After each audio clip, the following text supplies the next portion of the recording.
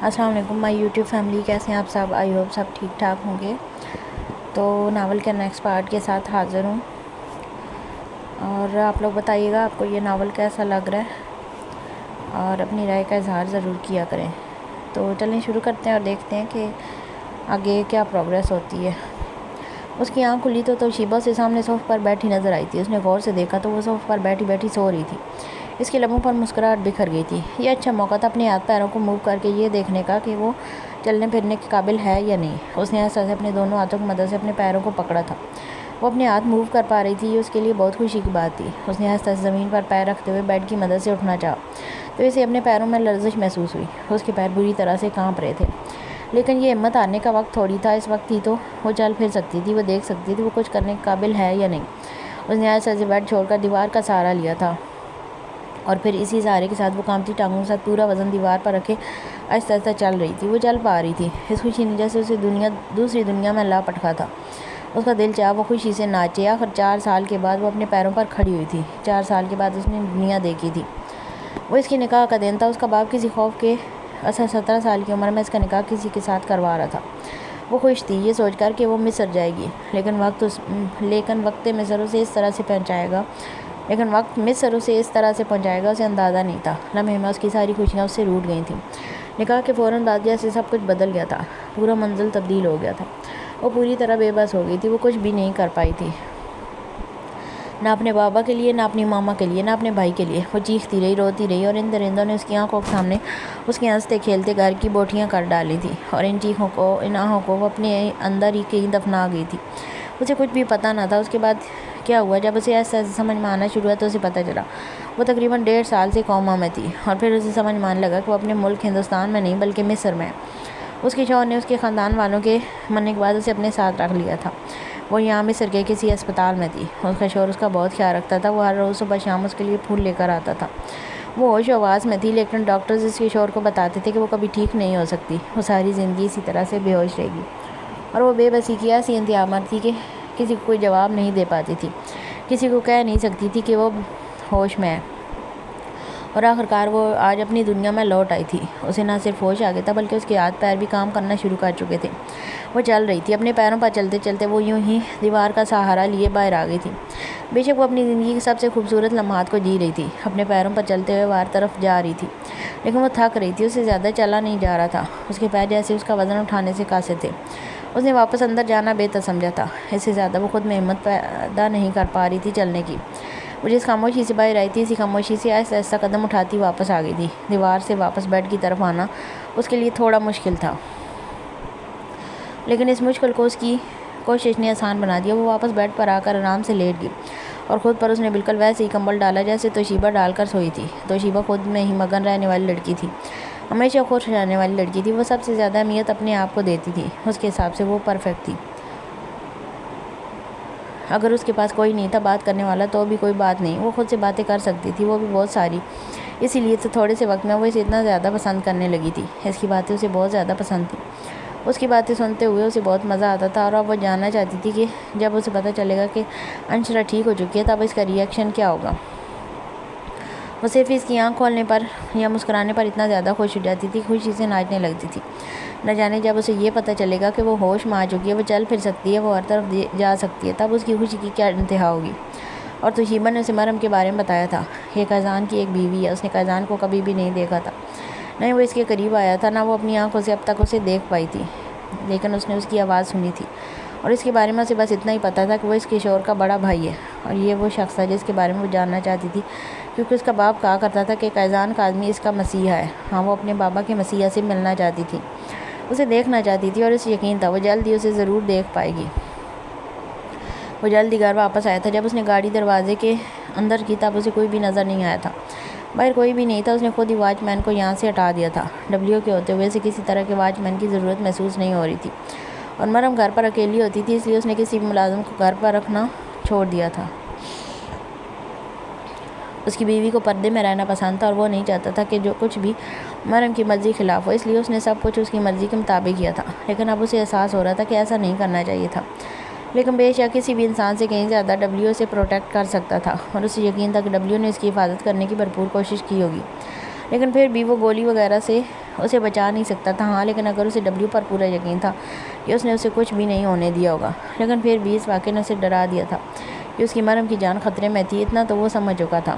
اور اگر D gang اس کی مریم کی جان کا دشمن نہیں بنا تھا تو پھر اور کون ہو سکتا تھا، کیونکہ اور کوئی بھی قیزان کی کمزوری کا فائدہ نہیں اٹھا سکتا تھا. کسی میں بھی اتنی ہمت نہ تھی کہ قیزان سے یوں کھلے عام آ کر پنگا لیتا. وہ اس کے گھر کے اندر تک آیا تھا اور اس طرح سے گھر کی انفارمیشن لینے کے بعد اس نے اسی کی بیوی پر جان لیوا حملہ کیا تھا. مطلب صاف تھا کہ ڈی گینگ کے لوگ تھے، لیکن ڈی گینگ تو غائب تھا. تو کیا وہ لوگ چھپ چھپا کر اس پر حملہ کرنے کی کوشش کر رہے تھے؟ لیکن چھپ چھپا کر حملہ کرنے سے انہیں کیا حاصل ہوگا؟ اگر تو وہ اپنے باس کی انفارمیشن چاہتے تو کھلے عام سامنے آتے. اس طرح سے اس کے گھر کے اندر گھس کر مریم کو نقصان پہنچانے کی کوشش نہ کرتے. کہیں ڈی گینگ کے لوگ یہ تو نہیں جان چکے کہ ان کا باس مر چکا ہے. ممکن تھا اپنے باس کا بدلہ لینے کے لیے انہوں نے قیزان کی کمزوری کو ختم کرنے کا فیصلہ کیا ہو. اور اگر ان لوگوں نے اس طرح کچھ سوچا تھا تو انہوں نے اپنی موت سوچی تھی، اور قیزان انہیں دردناک موت دینے والا تھا. وہ بھاگتے ہوئے گھر کے اندر داخل ہوا تھا. دروازہ کھولتے ہی سب سے پہلے صوفے پر سمٹی بیٹھی اپنی بیوی نظر آئی تھی، جو اسے دیکھتی بھاگ کر اس کی طرف آتے ہوئے اس کے سینے سے لگتی پھوٹ پھوٹ کر رونے لگی تھی. خدا کا کرم ہوا بیٹا، جو اندازہ ہو گیا تھا. میں یقین سے کہہ سکتی ہوں کہ یہ وہی لڑکا تھا جو کل ہمارے گھر پہ آیا تھا بائیں لگے فانوس کو ٹھیک کرنے کے لیے. اسی لڑکے نے گھر کے اندر گولی چلائی ہے. میں یہ تو نہیں کہتی کہ اس نے مریم کو مارنے کے لیے ہی گولی چلائی تھی، لیکن اس کا مقصد شاید ہمیں خوفزدہ کرنا تھا. مجھے لگتا ہے وہ کوئی چور ڈاکو تھا جو ہمیں ڈرا دھمکا کر گھر کے اندر سے کچھ چوری کرنے کی کوشش کر رہا تھا. مجھے نہیں پتا وہ گھر کے اندر آیا ہے یا نہیں، لیکن مریم کے اندر آتے ہی میں نے ساری کھڑکیاں دروازے اندر سے بند کر دیے تھے. اور مجھے یقین ہے وہ جو کوئی بھی تھا کسی بری نیت سے ہی آیا تھا. مجھے لگتا ہے کل اس نے نہ گھر کے اندر آ کر اندازہ لگا لیے کہ گھر کے اندر کون کون ہوتا ہے اور مرد حضرات کب گھر سے باہر جاتے ہیں. تبھی اس نے اس وقت کار پر حملہ کیا تاکہ ہم لوگ اپنی پروٹیکشن نہ کر سکیں. لیکن اللہ پاک کا کرم ہوا، ڈبلیو نے آج مریم کو بچا لیا. وہ اس کا دوپٹہ کھینچ کر اسے اندر لے آیا تھا، ورنہ یقیناً وہ آدمی جس طریقے سے نشانہ باندھ کر گولیاں چلا رہا تھا مریم کو کوئی بھی گولی لگ سکتی تھی. خدا کی ذات نے اسے بچا لیا. وہ اسے تفصیل سے بتا رہی تھی. جب مریم کو اپنے سینے میں سمٹے وہ خود بھی جیسے کسی خوف کے زیر اثر تھا. یہ آج اس کے ساتھ کیا ہونے والا تھا؟ وہ سوچنا بھی نہیں چاہتا تھا کہ کوئی اس کی مریم کو جان سے مارنا چاہتا تھا. اتنا تو وہ سمجھ چکا تھا کہ وہ جو کوئی بھی ہے قیزان کی کمزوری کو ڈھونڈ کر اسے ختم کرنے کا ارادہ رکھتا ہے، اور یقیناً وہ اس انجام سے بھی باخبر ہے. اتنا تو وہ جان چکا ہے کہ قیزان کمزوری پر ہاتھ ڈالنے والے کا کیا انجام ہوتا ہے، لیکن وہ انجام سے بے خوف تھا.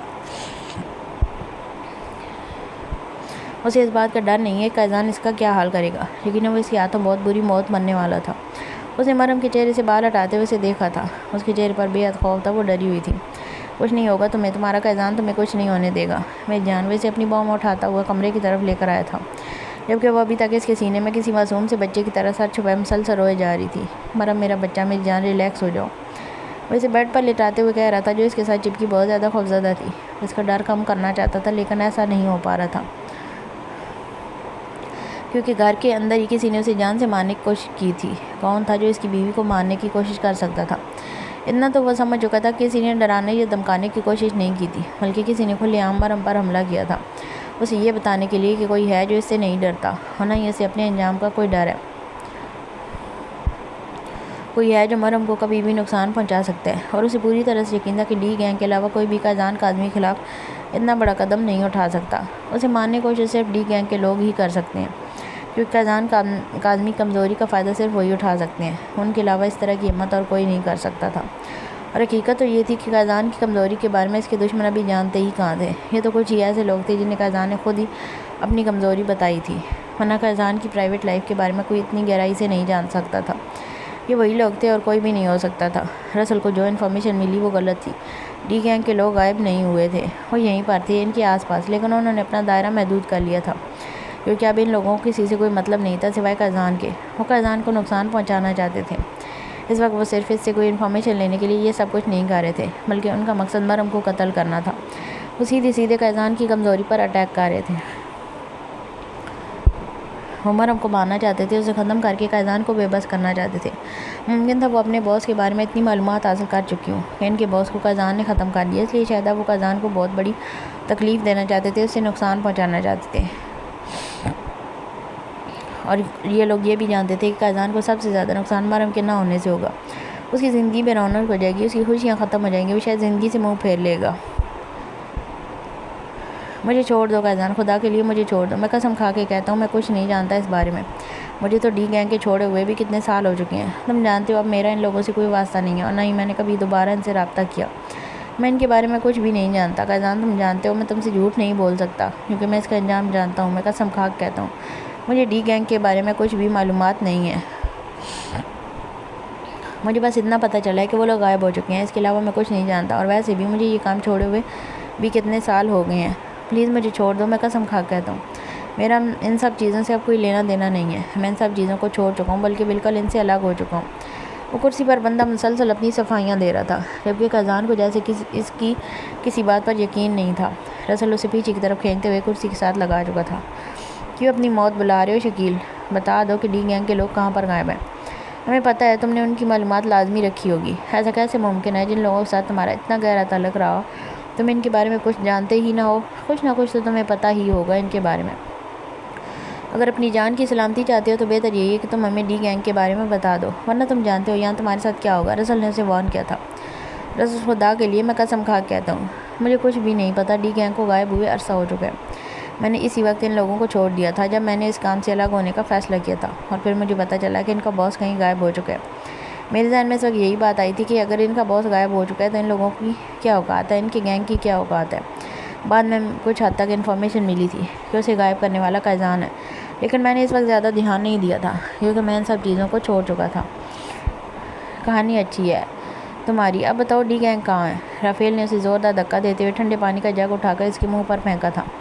او خدایا میں کیسے تم لوگوں کو یقین دلاؤں؟ کس طرح سے یقین کرو گے تم لوگ مجھ پر؟ میں تم لوگوں کو بتا چکا ہوں میں اس بارے میں کچھ نہیں جانتا. خدا کے لیے مجھ پر یقین کرو. قیضان قسم کھا کے کہتا ہوں مجھے ڈی گینگ کے بارے میں کچھ بھی نہیں پتہ. پلیز مجھے یہاں سے جانے دو. آج کل میں صرف چھوٹی موٹی چوریاں کر کے اپنا گزارا کروں. ہاں یہ سچ ہے کہ کسی دور میں اس دنیا کی سب سے خطرناک ترین گینگ کا ایک اہم حصہ تھا لیکن اب میں یہ ساری چیزیں بہت عرصے سے چھوڑ چکا ہوں. پلیز مجھے یہاں سے جانے دو قیضان. چھوڑ دو اسے. جانے دو. انہیں پیچھے سے قیضان کی آواز سنائی دی تھی. وہ دونوں حیرانگی سے اسے دیکھنے لگے تھے. وہ اس طرح اسے آزاد کرنے کے بارے میں کیسے سوچ سکتا تھا؟ قیضان یہ جھوٹ بول رہا ہے. یہ جانتا ہے ڈی گینگ کہاں ہے. میرا نہیں خیال ہمیں انہیں چھوڑنا چاہیے, اس نے قیضان کو دیکھتے ہوئے کہا جبکہ قیضان نے نفی میں سر لایا. نہیں جانے دو اسے. سچ میں نہیں پتہ. قیضان نے اس پر یقین کیا تھا. شکریہ قیضان, بہت بہت شکریہ. میں تمہارا یہ احسان نہیں بھولوں گا. میں سچ میں ان لوگوں کے بارے میں کچھ نہیں جانتا. میں یہ سب کچھ بہت عرصے سے چھوڑ چکا ہوں. جتنا جلدی ہو سکے یہاں سے چلے جاؤ اور آئندہ کبھی میرے سامنے مت آنا. ایک نظر اسے دیکھتا اسے جانے کا اشارہ کر چکا تھا جبکہ اگلے ہی لمحے شکیل وہاں سے بوتل کے جن کی طرح غائب ہوا تھا. رافیل پیچھا کرو اس کا. یہ کہاں جاتا ہے, کب کیا کرتا ہے, ایک چیز کی انفارمیشن دو. رسل نے کہا تھا. نہیں اس کی کوئی ضرورت نہیں ہے. وہ سچ میں کچھ بھی نہیں جانتا. اس نے یہ کام چھوڑ دیا وہ بھی کافی عرصہ پہلے ہی. آج کل وہ مصر کے بازاروں میں چوریاں کرتا ہے. اب اس کا ڈی گینگ کے لوگوں سے کوئی تعلق نہیں ہے. بڑے گناہ چھوڑ کر اسے چھوٹے چھوٹے گناہ کرنا شروع کر دیے ہیں اور یہ یقیناً اس کی مجبوری ہے ورنہ جو شخص قتل کرنا چھوڑ سکتا ہے چوری اس کے لیے کیا ہے. لیکن ہر انسان جینے کے لیے کچھ نہ کچھ تو کرتا ہی ہے. اس کا ڈی گینگ سے اب کوئی تعلق نہیں ہے. ہمیں اس پر وقت برباد نہیں کرنا چاہیے. جاؤ اور پتہ لگاؤ ڈی گینگ کے لوگ کہاں ہیں. مجھے ایک ایک بندہ چاہیے. جن لوگوں نے میری مریم کو مارنے کی کوشش کی ہے میں کسی ایک کو جیتے جاگتے نہ دیکھوں. رسل ان لوگوں نے میری کمزوری کی طرف آنکھ اٹھائی ہے. میں ان کی آنکھیں نوچ لوں گا. اور بے حد غصے میں تھا. جب اس کے غصے کو وہ دونوں بہت اچھے طریقے سے سمجھ رہے تھے. اس دفعہ سچ مچ میں حد ہو گئی تھی. کوئی گھر کے اندر تک گھس کر مریم کو مارنے کی کوشش کر چکا تھا اور وہ دونوں ہی جانتے تھے کہ ڈی گینگ کے علاوہ اتنی ہمت اور کوئی نہیں کر سکتا اور ڈی گینگ کو اتنی ہمت دینے والے بھی وہ خود ہی ہیں. ان لوگوں نے خود ہی ڈی گینگ کے سامنے اپنے راز کھولے تھے اور کہیں نہ کہیں انہیں یقین تھا کہ آج کل ڈی گینگ کا لیڈر سمیر ہمدانی ہے کیونکہ قیضان کے وجود سے سب سے زیادہ مسئلہ اسی کو ہی تھا. وہ ڈی گینگ کی حکومت چاہتا تھا. وہ چاہتا تھا اس کا باس ہر چیز اس کے حوالے کر دے.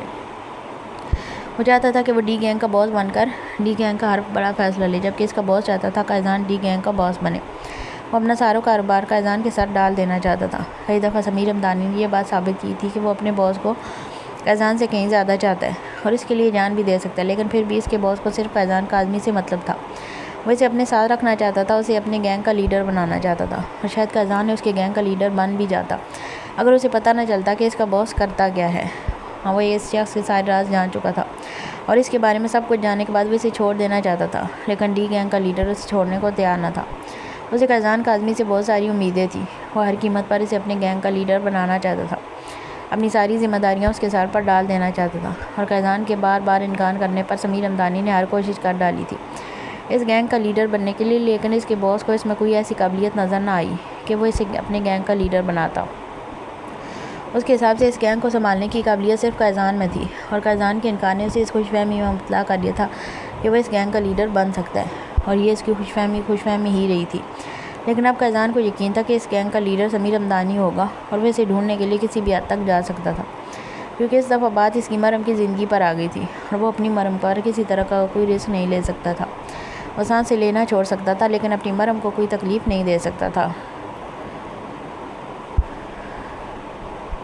سر پلیز آپ ہماری اس بات کا یقین کریں، ہم نے جس لڑکے کو بھیجا تھا وہ والا لڑکا نہیں تھا جو آپ کے گھر پر پہنچا تھا، بلکہ ہمارے اس لڑکے کا تو راستے میں بہت برا ایکسیڈنٹ ہو گیا تھا۔ کسی نے اس پر جان لیوا حملہ کر کے اسے جان سے مارنے کی کوشش کی تھی۔ اتنا ہی نہیں، اس کی حالت اتنی زیادہ خراب ہو گئی تھی کہ ہم نے پولیس میں بھی رپورٹ کروائی تھی۔ ہمیں نہیں لگا تھا کہ وہ بچے گا، لیکن خدا کا کرم ہوا وہ زندہ تو بچ گیا، لیکن ابھی تک وہ کوما میں، اس کی حالت ٹھیک نہیں ہے۔ ہم خود اپنے لڑکے کی یہ حالت دیکھ کر اتنے پریشان ہو گئے تھے کہ آپ لوگوں کو انفارم کر کے بتا ہی نہیں سکے کہ ہمارا کوئی لڑکا آپ کے گھر پر نہیں آ رہا۔ سامنے بیٹھا آدمی مصری زبان میں اسے بتا رہا تھا، جبکہ رافیل پریشان سا اس کی باتیں سن رہا تھا۔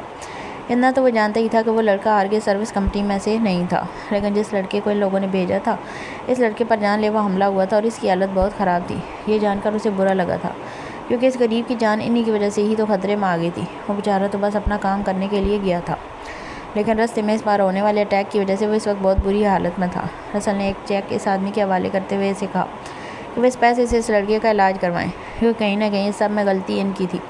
جن لوگوں نے آن لائن ایک کمپنی سروس والے کو بلا کر اپنے گھر میں لگے فانوس کو ٹھیک کروانا چاہا تھا، وہ لڑکا بے گناہ تھا جس کی جان اس وقت خطرے میں تھی، لیکن اب وہ لوگ کافی عرصے سے ہم پر نظر رکھے ہوئے ہیں، تبھی تو انہیں ہمارے گھر کے اندر کی ایک ایک چیز کا اندازہ ہے۔ انہیں یہ بھی پتہ تھا کیا تو ہم نے سروس کمپنی میں کس آدمی کو اپنے گھر فانوس ٹھیک کروانے کے لیے بلایا ہے، تو وہ اسی کمپنی کا آدمی بن کر ہمارے گھر میں آیا اور ہمارے گھر کی انفارمیشن لی، اور پھر اس نے مریم پر حملہ بھی کروا دیا۔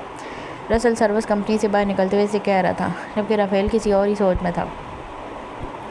مجھے اس کی شکل ٹھیک سے یاد ہے رسل، اور جہاں بھی ہوگا میں اسے پہچان لوں گا۔ میرے خیال میں ہمیں کسی اسکیچ آرٹسٹ کے پاس چلنا چاہیے۔ میں اس لڑکی کو جلد سے جلد پکڑنا چاہتا ہوں۔ اس سے پہلے کہ وہ لوگ اپنا کوئی اگلا قدم اٹھائیں، ہمیں کوئی قدم اٹھانا ہوگا۔ وہ لوگ مریم کو مارنا چاہتے ہیں، اور ہم مریم کے ساتھ کچھ بھی غلط نہیں ہونے دے سکتے۔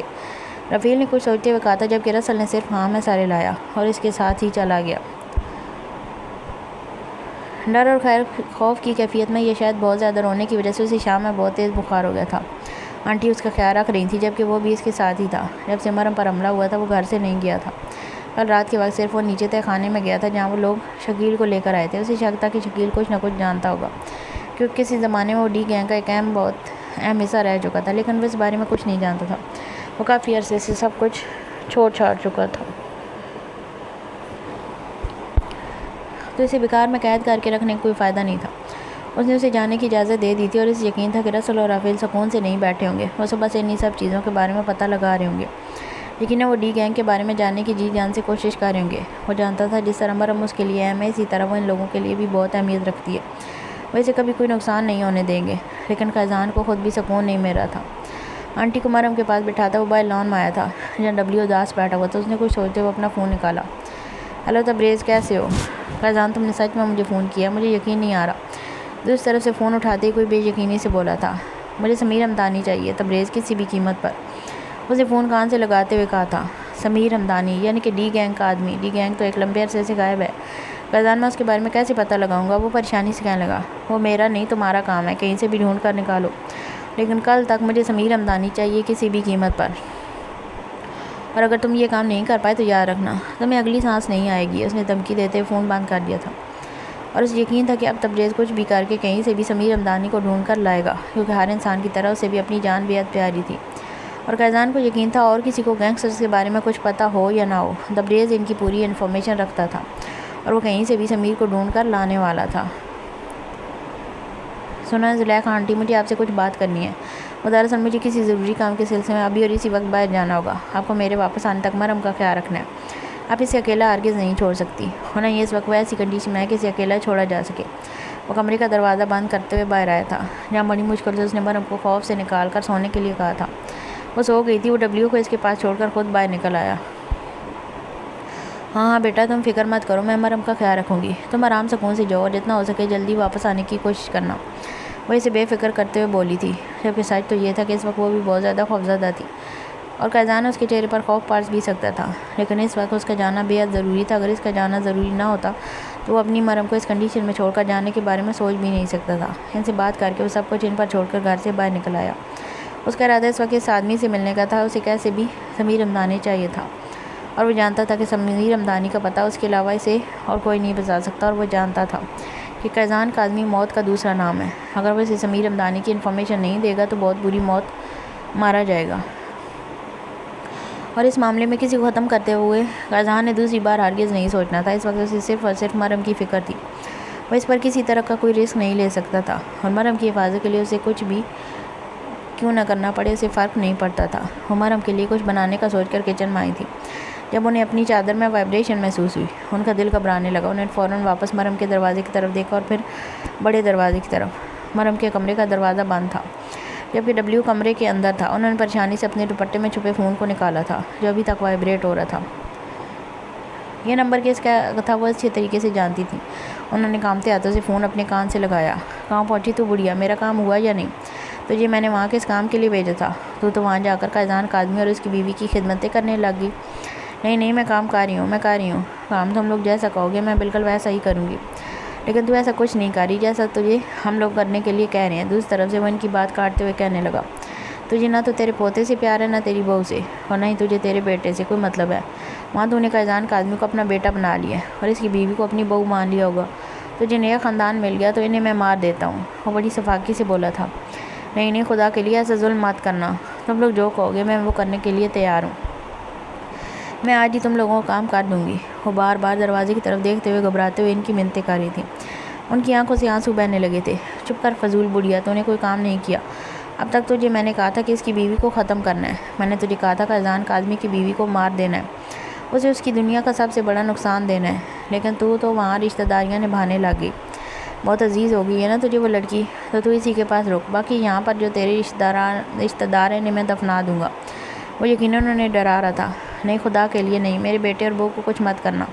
میرا پوتا تو معصوم بچہ ہے، ان لوگوں نے تمہارا کیا بگاڑا ہے؟ خدا کے لیے ایسا کچھ مت کرنا۔ تم جو کہو گے میں وہ کروں گی۔ میں آج ہی اس کے کھانے میں زہر ملا کر اسے مار دوں گی۔ خدا کے لیے ان لوگوں کو کوئی نقصان مت پہنچانا۔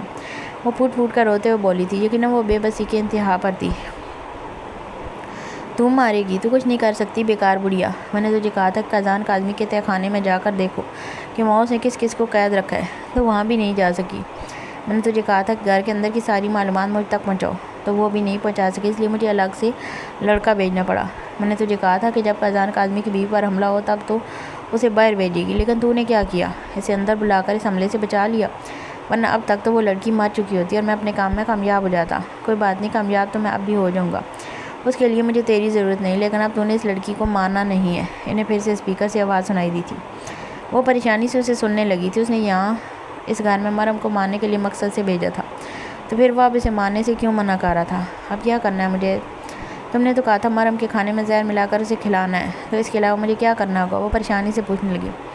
10 منٹ میں ایک لڑکا آئے گا، وہاں پر تجھے کچھ سامان دے کر جائے گا، اس سامان کو تو نے کھانے میں ملا دینا ہے۔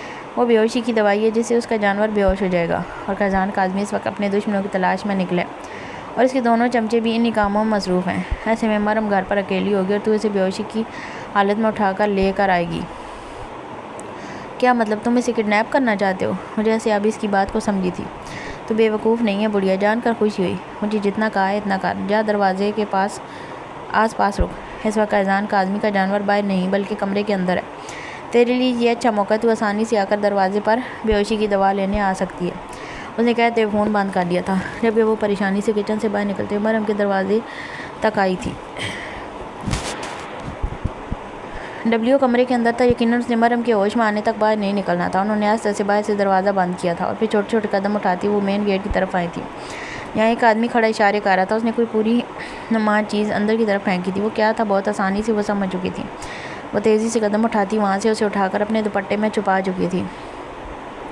ان کے ماتھے پر پسینہ تھا، ان کی حالت خراب ہو رہی تھی، پیر میں درد کی ٹیسیں اٹھ رہی تھی۔ آج ان سے وہ کام کروایا جا رہا تھا جو شاید انہوں نے کرنے کے بارے میں کبھی سوچا بھی نہیں ہوگا۔ وہ ایک معصوم سی لڑکی کو بہت بڑی مصیبت میں پھنسانے جا رہی تھی، ہاں لیکن وہ ایسا کرنے پر مجبور تھی کیونکہ ان کا بیٹا جس کے بارے میں وہ جھوٹی کہانیاں تو انہوں نے ان لوگوں کو سنا دی تھی، لیکن وہ اس وقت مصیبت میں تھا۔ ان لوگوں نے پچھلے 2 ہفتوں سے اسے قید کر کے رکھا ہوا تھا۔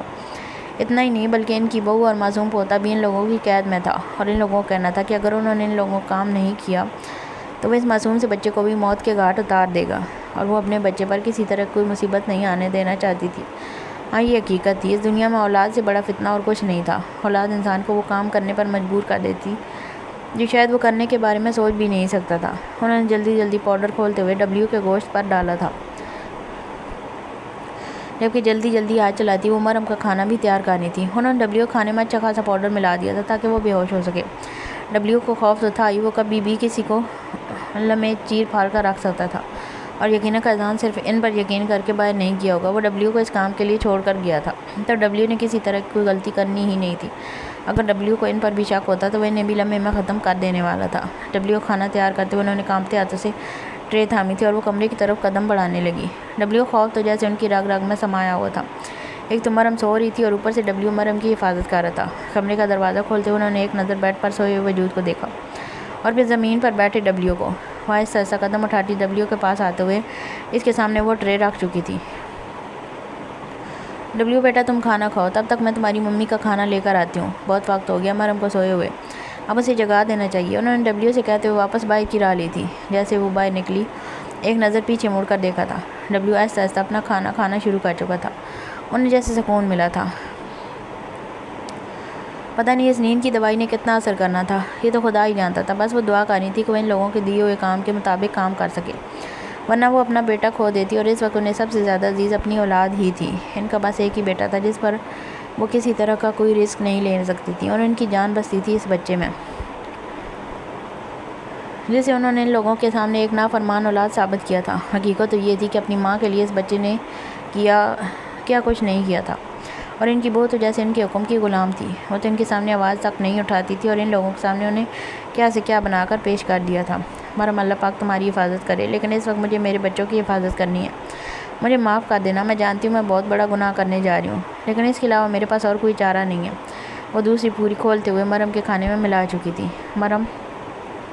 مرم بچے اٹھو، تھوڑا کھانا کھا لو، پھر تمہیں یہ دوائی بھی کھانی ہے، اسے تم بہتر محسوس کرو گی۔ وہ آہستہ آہستہ اس کا چہرہ چھوتے ہوئے اسے کہنے لگی تھی، جبکہ وہ اٹھ کر بیٹھتے ہوئے ان کی گود میں سر رکھی۔ مجھے بہت زیادہ ڈر لگ رہا ہے آنٹی، کوئی ہمارے گھر کے اندر آ کر ہمیں مارنے کی کوشش کر رہا تھا۔ وہ ایسا کیسے کر سکتا ہے؟ کسی کی جان لینا کتنی معمولی سی بات ہے ان لوگوں کے لیے۔ مجھے سمجھ نہیں آتی میری ان کے ساتھ بھلا کیا دشمنی تھی جو وہ مجھے مارنے کی کوشش کر رہے تھے۔ وہ بہت پریشانی سے کہہ رہی تھی، جبکہ وہ آہستہ آہستہ اس کے بالوں میں انگلیاں پھیرتی اسے سمجھا رہی تھی کہ جو ہوا جانے دو، اپنی زندگی کے بارے میں سوچو، جبکہ اندر ہی اندر وہ ندامت محسوس کر رہی تھی۔ آنٹی، اگر آپ آج نہیں ہوتی تو پتہ نہیں کیا ہوتا۔ یقیناً میں تو خود کی حفاظت کبھی نہیں کر پاتی۔ ایک تو میرا بچہ ڈبلیو کیسے سمجھ گیا تھا کہ وہ لوگ مجھے مارنا چاہتے ہیں کہ مجھے اندر گھسیٹ لایا، ورنہ یقیناً وہ گولی مجھے لگ جاتی۔ وہ اس کی حادثت سے باہر نہیں نکل وہ پا رہی تھی، جبکہ وہ اسے کچھ بھی سمجھا نہیں پا رہی تھی۔ وہ اسے کیسے بتاتی کہ وہ جن کی گود میں سر رکھ کر بیٹھی ہے وہ بھی تو ایک سازش کا حصہ ہے۔ بیٹا، ان سب چیزوں کے بارے میں مت سوچو، اٹھو اور کھانا کھاؤ، تمہیں بھوک لگی ہوگی نا، دیکھو میں نے تمہاری پسند کا کھانا بنایا۔ وہ اس کے سامنے ٹرے رکھتے ہوئے بولی تھی، اور پھر خود ہی کانپتے ہاتھوں سے اس کے منہ میں نوالے بنا کر ڈالنے لگی۔ میری بچی، کسی چیز کے بارے میں سوچنے کی ضرورت نہیں ہے، تمہارا شوہر ہر قدم پر تمہاری حفاظت کرے گا، مجھے یقین ہے وہ تمہیں کبھی کچھ نہیں ہونے دے گا۔ وہ نہ جانے کس سوچ کے اثر بو رہی تھی۔ انشاءاللہ مجھے یقین ہے میرے قیدان مجھے کبھی کچھ نہیں ہونے دیں گے، لیکن ان سب چیزوں کو دماغ سے نکالنا بھی بہت مشکل ہے۔ بہت اتنے قریب کھڑی تھی نا، میں نے کبھی تصور نہیں کیا تھا۔ وہ پریشانی سے انہیں بتانے لگی، جبکہ اس وقت وہ خود غرض بنی اس کے منہ میں نوالے ڈالتی جا رہی تھی۔ کھانا کھانے کے بعد برتن ایک طرف رکھتے ہوئے اس نے ایک دفعہ پھر سے اپنا سر ان کی گود میں رکھ دیا تھا، جبکہ وہ اس کے بالوں میں انگلیاں چلاتے اسے ہوش و حواس سے بیگانہ ہوتے دیکھتی رہی تھی۔ وہ جلدی جلدی اپنا کام ختم کر کے گھر واپس آیا تھا۔ ڈبلیو باہر نہیں تھا، اس کا مطلب یہی تھا وہ اب تک اپنے کمرے میں۔ اس کی طرح اس کا ڈبلیو بھی مرم سے بہت محبت کرتا تھا۔ وہ سوچ کر مسکراتے ہوئے اندر کی طرف بڑھا تھا، جب اسے گھر میں بالکل خاموشی سی محسوس ہوئی۔ اس نے ایک نظر کچن کی طرف دیکھا تھا جہاں پر کوئی بھی نہیں تھا۔ شاید آنٹی مرم کے کمرے میں ہوں گی، سوچ کر اس نے مرم کے کمرے کا دروازہ کھولا تھا، لیکن وہاں سے صرف ڈبلیو نظر آیا تھا جو سر زمین پر رکھے شاید سو رہا تھا۔ لیکن اس نے ڈبلیو کو سونے کے لیے تو نہیں چھوڑا تھا، اور ڈبلیو ہرگز اتنا غیر ذمہ دار نہ تھا کہ یہ جانتے ہوئے کہ مرم کو جان کو خطرہ ہے وہ سو جائے۔ اسے یقین تھا کہ کچھ گڑبڑ ہوئی ہے۔ وہ تیزی سے ڈبلیو کے پاس آیا تھا اور اسے جلدی سے ہلانے لگا۔ اس نے ڈبلیو کے پورے جسم کو ہلایا تھا، لیکن اس نے بالکل بھی کوئی حرکت نہیں کی تھی۔ اس نے جلدی سے ڈبلیو کا چہرہ سیدھا کرتے اس کا منہ کھولنا چاہا۔ لیکن اس کا منہ سختی سے بند تھا، جس کا مطلب تھا وہ ہوش میں نہیں ہے۔ نہیں ڈبلیو اٹھو، تم اتنے سکون سے کیسے سو سکتے ہو؟ مرم کہاں ہے؟ ڈبلیو، وہ اس کا چہرہ پکڑے اسے مسلسل جگانے کی کوشش کر رہا تھا، لیکن ڈبلیو تو جیسے ہوش و آواز سے ہی بیگانہ تھا۔ اسے کسی چیز کا ہوش نہیں تھا۔ اس کا چہرہ چھوڑتے ہی اس کا چہرہ زمین پر لگا تھا۔ اس نے ایک بار پھر سے کوشش کی تھی، لیکن اس کی یہ کوشش بھی ناکام ہو گئی تھی، جبکہ اس کی تیز آواز سنتے ہوئے گھر کے اندر داخل ہوتے ہوئے رسل اور رافیل نے ایک دوسرے کی طرف دیکھا تھا اور پھر بھاگتے ہوئے اس کے کمرے کی طرف آئے تھے۔ قازان کو پریشانی سے ڈبلیو کو دیکھتے پا کر وہ سمجھ گئے تھے کہ کچھ نہ کچھ گڑبڑ ضرور ہوئی ہے۔ رافیل، ڈبلیو کو ٹھیک کرو، ابھی کے ابھی پوچھو اس سے کہ مرم کہاں ہے، غصے سے رسل سے بولا تھا، جبکہ رافیل خود ڈبلیو کو اس حالت میں دیکھ کر پریشان ہو گیا تھا۔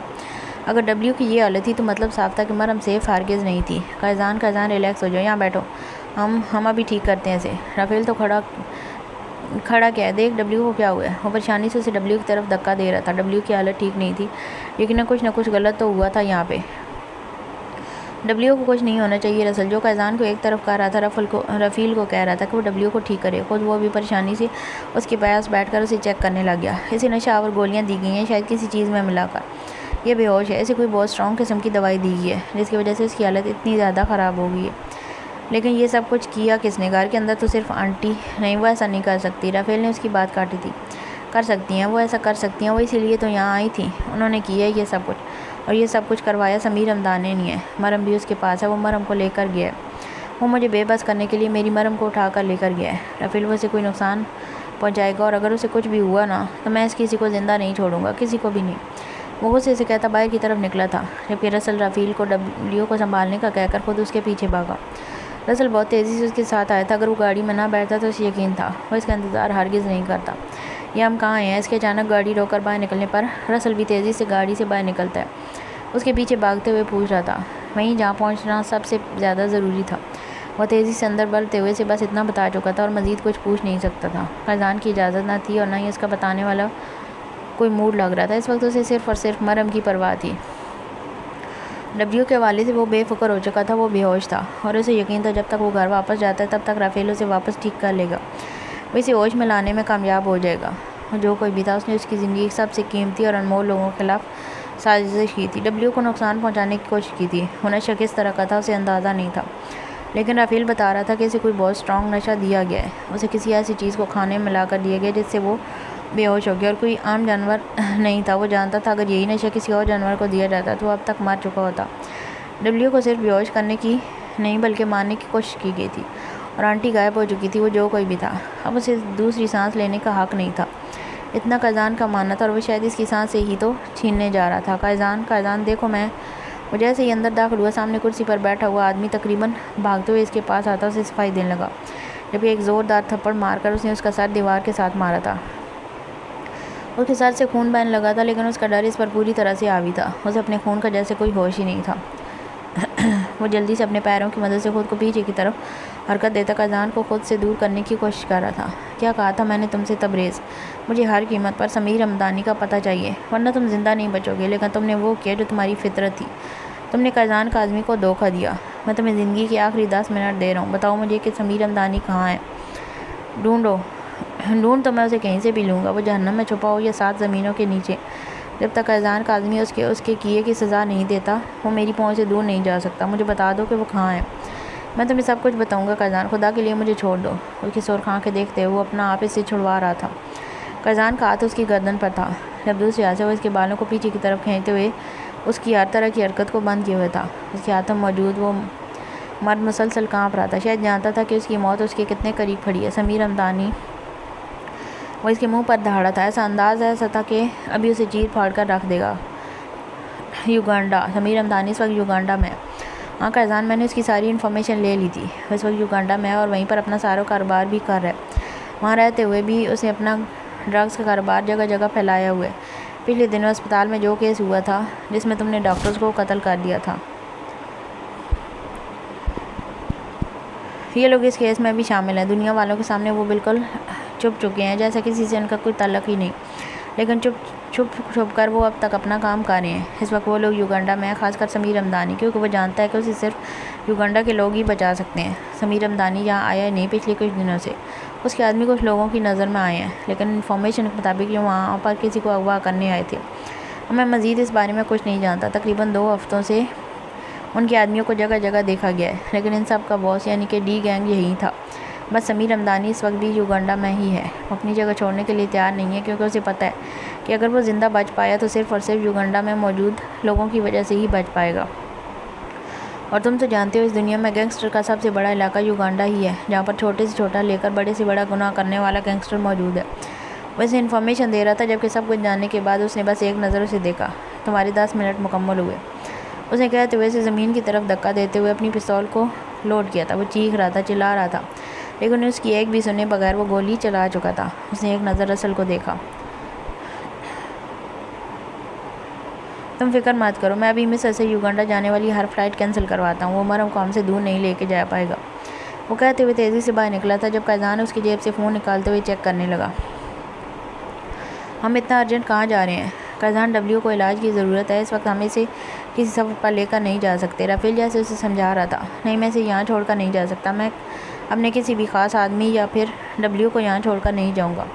وہ بے حد غصے سے بولا تھا۔ جب سے مرم غائب ہوئی تھی اس کا غصہ کم ہونے کا نام نہیں لے رہا تھا، اور اب اچانک ہی اس نے اپنا پرائیویٹ جیٹ بلایا تھا، جو رسل لے کر بھی آ چکا تھا، جبکہ وہ رافیل اور ڈبلیو کو گاڑی میں اپنے ساتھ لے کر وہاں پہنچا تھا۔ ٹھیک ہے قیزان، میں تمہاری بات کو سمجھ رہا ہوں، لیکن ہم جا کہاں رہے ہیں؟ ڈبلیو کا میں خیال رکھ لوں گا، اس کا مجھے مسئلہ نہیں، لیکن پھر بھی کچھ پتہ تو چلے۔ تو شیبا کو فون کرو اور اسے کہو کہ تمہاری غیر موجودگی میں ہر وقت وہ انشا کے ساتھ رہے گی۔ اس نے اس کی بات کا جواب دیے بغیر ہی کہا تھا، جب رافیل نے فوراً اس کی بات مانتے ہوئے توشیبا کے نمبر پر کال کی تھی۔ ہاں توشیبا، دراصل میں کسی بہت ضروری کام کے سلسلے میں تھوڑے دنوں کے لیے مصر سے باہر جا رہا ہوں، تو تم اپنے ہاسٹل جانے کے بجائے کچھ دن انشا کے ساتھ گھر پر ہی رہو گی۔ گھر بالکل محفوظ ہے، وہاں تمہیں کسی طرح کی کوئی تکلیف نہیں ہوگی، کوئی وہاں آتا جاتا نہیں ہے، بس دروازہ ٹھیک سے لاک کر لینا اور اپنا خیال رکھنا۔ وہ اسے تفصیل سے بتا رہا تھا۔ ہاں ٹھیک ہے، جیسے آپ کہیں، مجھے کوئی مسئلہ نہیں ہے، لیکن پھر بھی آپ جا کہاں رہے ہیں؟ کم از کم یہ تو بتا کر جائیں۔ آپ کی بیوی آپ کے بارے میں پوچھے، میرا مطلب ہے جب آپ کو ڈھونڈے تب میں اس کو کیا بتاؤں کہ آپ کہاں ہیں؟ وہ کیا ہے نا کہ آپ کی بیوی آپ کے سامنے بالکل رسپانس نہیں کرتی، لیکن جب آپ آس پاس نہیں ہوتے ہیں تو وہ آپ کو ڈھونڈتی ہے۔ اس کو بتا دینا میں کسی ضروری کام کے سلسلے میں جا رہا ہوں اور میری واپسی کچھ دنوں میں ہو جائے گی۔ اب میں فون رکھ رہا ہوں، میں واپس آ کر تم سے بات کروں گا۔ اس نے کہتے ہوئے فون بند کر دیا تھا کہ قیزان گاڑی سے نکل رہا تھا۔ سامنے رسل ان کا پرائیویٹ جیٹ لیے کھڑا تھا، وہ بھی جلدی سے گاڑی سے باہر نکلتا رسل کو اس طرف آنے کا اشارہ کر چکا تھا، جبکہ ڈبلیو کو وہ بھی دیکھ چکا تھا، اس لیے بھاگتے ہوئے وہاں آیا تھا، اور وہ ڈبلیو کے بے ہوش بے جان پڑے وجود کو ایک بڑے سے بیڈ پر ڈالتا ہوا اسے گھسیٹتے ہوئے جہاز کی طرف لے جانے لگا۔ اسے جہاز پر چڑھانا کافی مشکل ہو گیا تھا، کیونکہ وہ تھا تو صرف 7 سال کا ہی، لیکن اس کا وزن بہت زیادہ تھا۔ ہاں لیکن قیزان کا حکم تھا، وہ اپنے کسی بھی عزیز کو یہاں چھوڑ کر نہیں جانے والا تھا، اور اس وقت جو حالت اس کی تھی وہ اسے چھوڑنے کا رسک ہرگز نہیں لے سکتا تھا۔ وہ صرف اسے بیٹا کہتا نہیں تھا بلکہ اسے بیٹا مانتا تھا، اور کوئی بھی اپنے بچے کو اس حالت میں چھوڑ کر کہیں جا نہیں سکتا تھا۔ جیسے تیسے ان لوگوں نے ڈبلیو کو جیٹ پر سوار کیا تھا، جبکہ رسل جیٹ کو پوری طرح سے بند کرتے ہوئے سٹارٹ کر چکا تھا۔ ہم یوگنڈا پہلے کبھی بھی نہیں گئے، مجھے اندازہ نہیں ہے کچھ بھی، میپ کے مطابق جیٹ کہاں پہ لینڈ کرنا ہے یہ تو سمجھ میں آ جائے گا، لیکن اب آگے ہم کہاں جائیں گے؟ اس نے قیزان سے پوچھا تھا۔ یہ تو ہمیں سمیر رمضانی بتائے گا کہ اپنی موت کو وہ کہاں بلانا چاہتا ہے، تم بس مجھے وہاں پر پہنچاؤ۔ اس کی طرف دیکھتے ہوئے بولا تھا، جب رسل اس کے بعد کسی طرح کا سوال کیے بنا اپنا کام کرنے لگ گیا تھا، جبکہ رافیل وہیں پیچھے ڈبلیو کو دیکھ رہا تھا۔ اسے بہت ہیوی ڈوز دی گئی تھی، لیکن اسے یقین تھا وہ ڈبلیو کو کچھ نہیں ہونے دے گا، وہ اسے بچا لے گا۔ کوئی ہے یہاں پر؟ پلیز خدا کے لیے کھولو مجھے، کیوں باندھ کے رکھا ہوا ہے مجھے یہاں؟ کون ہو تم لوگ؟ پلیز کھولو مجھے۔ وہ زمین پر بیٹھی ہوئی تھی، اس کی آنکھوں پر پٹی بندھی ہوئی تھی، جبکہ اس کے پیچھے اس کے ہاتھ پیچھے کو بندھے تھے۔ وہ اپنے ہاتھ کھولنے کی کوشش میں مسلسل ناکام ہوتی چیخنے چلانے لگی تھی۔ اسے ہوش آئے تقریباً 3 گھنٹے ہونے کو آئے تھے، اور ان 3 گھنٹوں میں اس نے سوائے چیخنے چلانے کے اور کچھ بھی نہیں کیا تھا۔ وہ بس کیسے بھی اپنے ہاتھ کھول لینا چاہتی تھی، لیکن نہ جانے کون لوگ تھے جو اسے یہاں پر باندھے ہوئے تھے۔ یقیناً اسے کڈنیپ کیا گیا تھا، ان لوگوں نے اسے اغوا کیا تھا، لیکن کیوں؟ کیا مقصد تھا ان لوگوں کا؟ آخر کیا دشمنی تھی ان لوگوں کی اس کے ساتھ جو وہ اسے اغوا کر کے لے آئے تھے؟ کون ہو تم لوگ؟ پلیز مجھے چھوڑ دو، پلیز مجھے یہاں سے باہر نکالو۔ یہ کون سی جگہ ہے؟ تم لوگ میرے شوہر کو نہیں جانتے، وہ تم لوگوں کو چیر پھاڑ کر رکھ دے گا۔ اگر اپنی بھلائی چاہتے ہو تو مجھے کھولو یہاں سے، بتاؤ کون ہو تم لوگ؟ وہ چلا رہی تھی، لیکن جیسے کسی کو بھی پرواہ ہی نہیں تھی۔ اسے محسوس ہوا جس کمرے میں وہ اس وقت موجود ہے وہ وہاں اکیلی نہیں ہے، ہاں یہاں پر کوئی اور بھی موجود تھا جو مسلسل اسے دیکھ رہا تھا، اسے گھور رہا تھا جیسے اسے مار ڈالے گا، اور ویسے بھی وہ اسے یہاں مارنے کے لیے لایا تھا، تو موت تو اس کی یقینی تھی۔ تمہارا شوہر کیا اکھاڑ لے گا میرا؟ اسے اپنے بے حد قریب سے آواز سنائی دی تھی۔ کون ہو تم؟ اگر ہمت ہے تو ایک لڑکی کی بجائے مرد سے مقابلہ کرو، شرم آنی چاہیے تمہیں. اگر تمہاری میرے شوہر کے ساتھ کوئی دشمنی ہے تو اس دشمنی کو صرف شوہر تک ہی رکھنا چاہیے تھا. تم مجھے یہاں لا کر کیا ثابت کرنا چاہتے ہو کہ تم نے کوئی بہت بڑی بہادری کا کام کیا ہے؟ یہ کوئی بہادری نہیں بلکہ مردانگی کی توہین ہے. اگر تمہیں ہمت ہوتی تو مجھے کڈنیپ کر کے یہاں لانے کے بجائے تم میرے شوہر کا مقابلہ کرتے. اپنے قریب سے کسی مرد کی آواز سنتے وہ چیخ کر بولی تھی. اتنا تو وہ سمجھ چکی تھی کہ یہ جو کوئی بھی تھا اس کے شوہر کا دشمن تھا اور اس کے شوہر کو بہت اچھے طریقے سے جانتا بھی تھا. یقیناً اس کے شوہر سے کوئی کام نکلوانے کے لیے اس نے اسے یہاں پر لا کر باندھا تھا. ہاں ہاں ہاں باشن بازی اچھی کر لیتی ہو تم، لیکن افسوس کہ میں تمہیں کھول نہیں سکتا. اور جہاں تک تمہاری شوہر کی بات ہے تو تمہیں یہاں اسی لیے تو لائے ہیں تاکہ تمہارے شوہر کا مقابلہ کر سکیں. سنا ہے وہ تم سے بہت پیار کرتا ہے. تمہیں بچانے کے لیے وہ یہاں ضرور آئے گا اور پھر اپنی آنکھوں سے تمہیں مرتے ہوئے دیکھے گا. کیسا پرسکون لمحہ ہوگا نا وہ. اس نے میرا نقصان کیا ہے، میں اس کا ایسا نقصان کروں گا جس کی بھرپائی وہ زندگی بھر نہیں کر سکے گا. کیا مطلب تمہارا؟ میرے شوہر نے تمہارا کیا نقصان کیا؟ وہ کبھی اس کی آواز اپنے دائیں طرف سے تو کبھی بائیں طرف سے سن رہی تھی. یقیناً وہ اس کے آگے پیچھے گھوم رہا تھا. میرا؟ اس نے صرف میرا نہیں نادان لڑکی، اس نے اپنا نقصان کیا ہے. تم کس خوش فہمی میں جی رہی ہو؟ مجھے سمجھ نہیں آتا. اتنا مان کیوں ہے تم اس انسان پر؟ وہ شخص جو اپنے باپ کا نہیں ہوگا وہ تمہارا کیا ہوگا؟ کیا مطلب؟ اس کے لفظوں نے اسے بری طرح سے الجھا دیا تھا. کسی نے پہلی دفعہ اس کے سامنے قیدان کے باپ کا ذکر کیا تھا. اس سے پہلے ایک دفعہ قیدان خود اپنے باپ کا ذکر اس کے سامنے کر چکا تھا، لیکن انتہائی زہر خیز لہجے میں. ہاں، اس کے لہجے میں نفرت تھی. جب اس نے پہلی دفعہ اپنے باپ کے بارے میں بتایا تھا اس نے کہا تھا وہ اچھا آدمی نہیں تھا، اور بس اس کے علاوہ اس نے اپنے باپ کے بارے میں ایک لفظ بھی نہیں کہا تھا جسے وہ سمجھ پاتی کہ اس کی ماں کے باپ کیسے تھے. وہ اپنی ماں سے محبت کرتا تھا. اس کا ذکر وہ اکثر کرتا تھا، لیکن اپنے باپ کے بارے میں اس نے کبھی ایک لفظ بھی اس کے سامنے نہیں کہا تھا. اور یہ شخص کہہ رہا تھا وہ اپنے باپ کا نہیں بن سکا.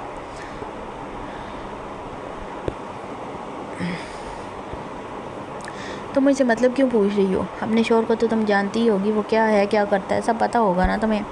شاید وہ آدمی خود بھی حیران تھا.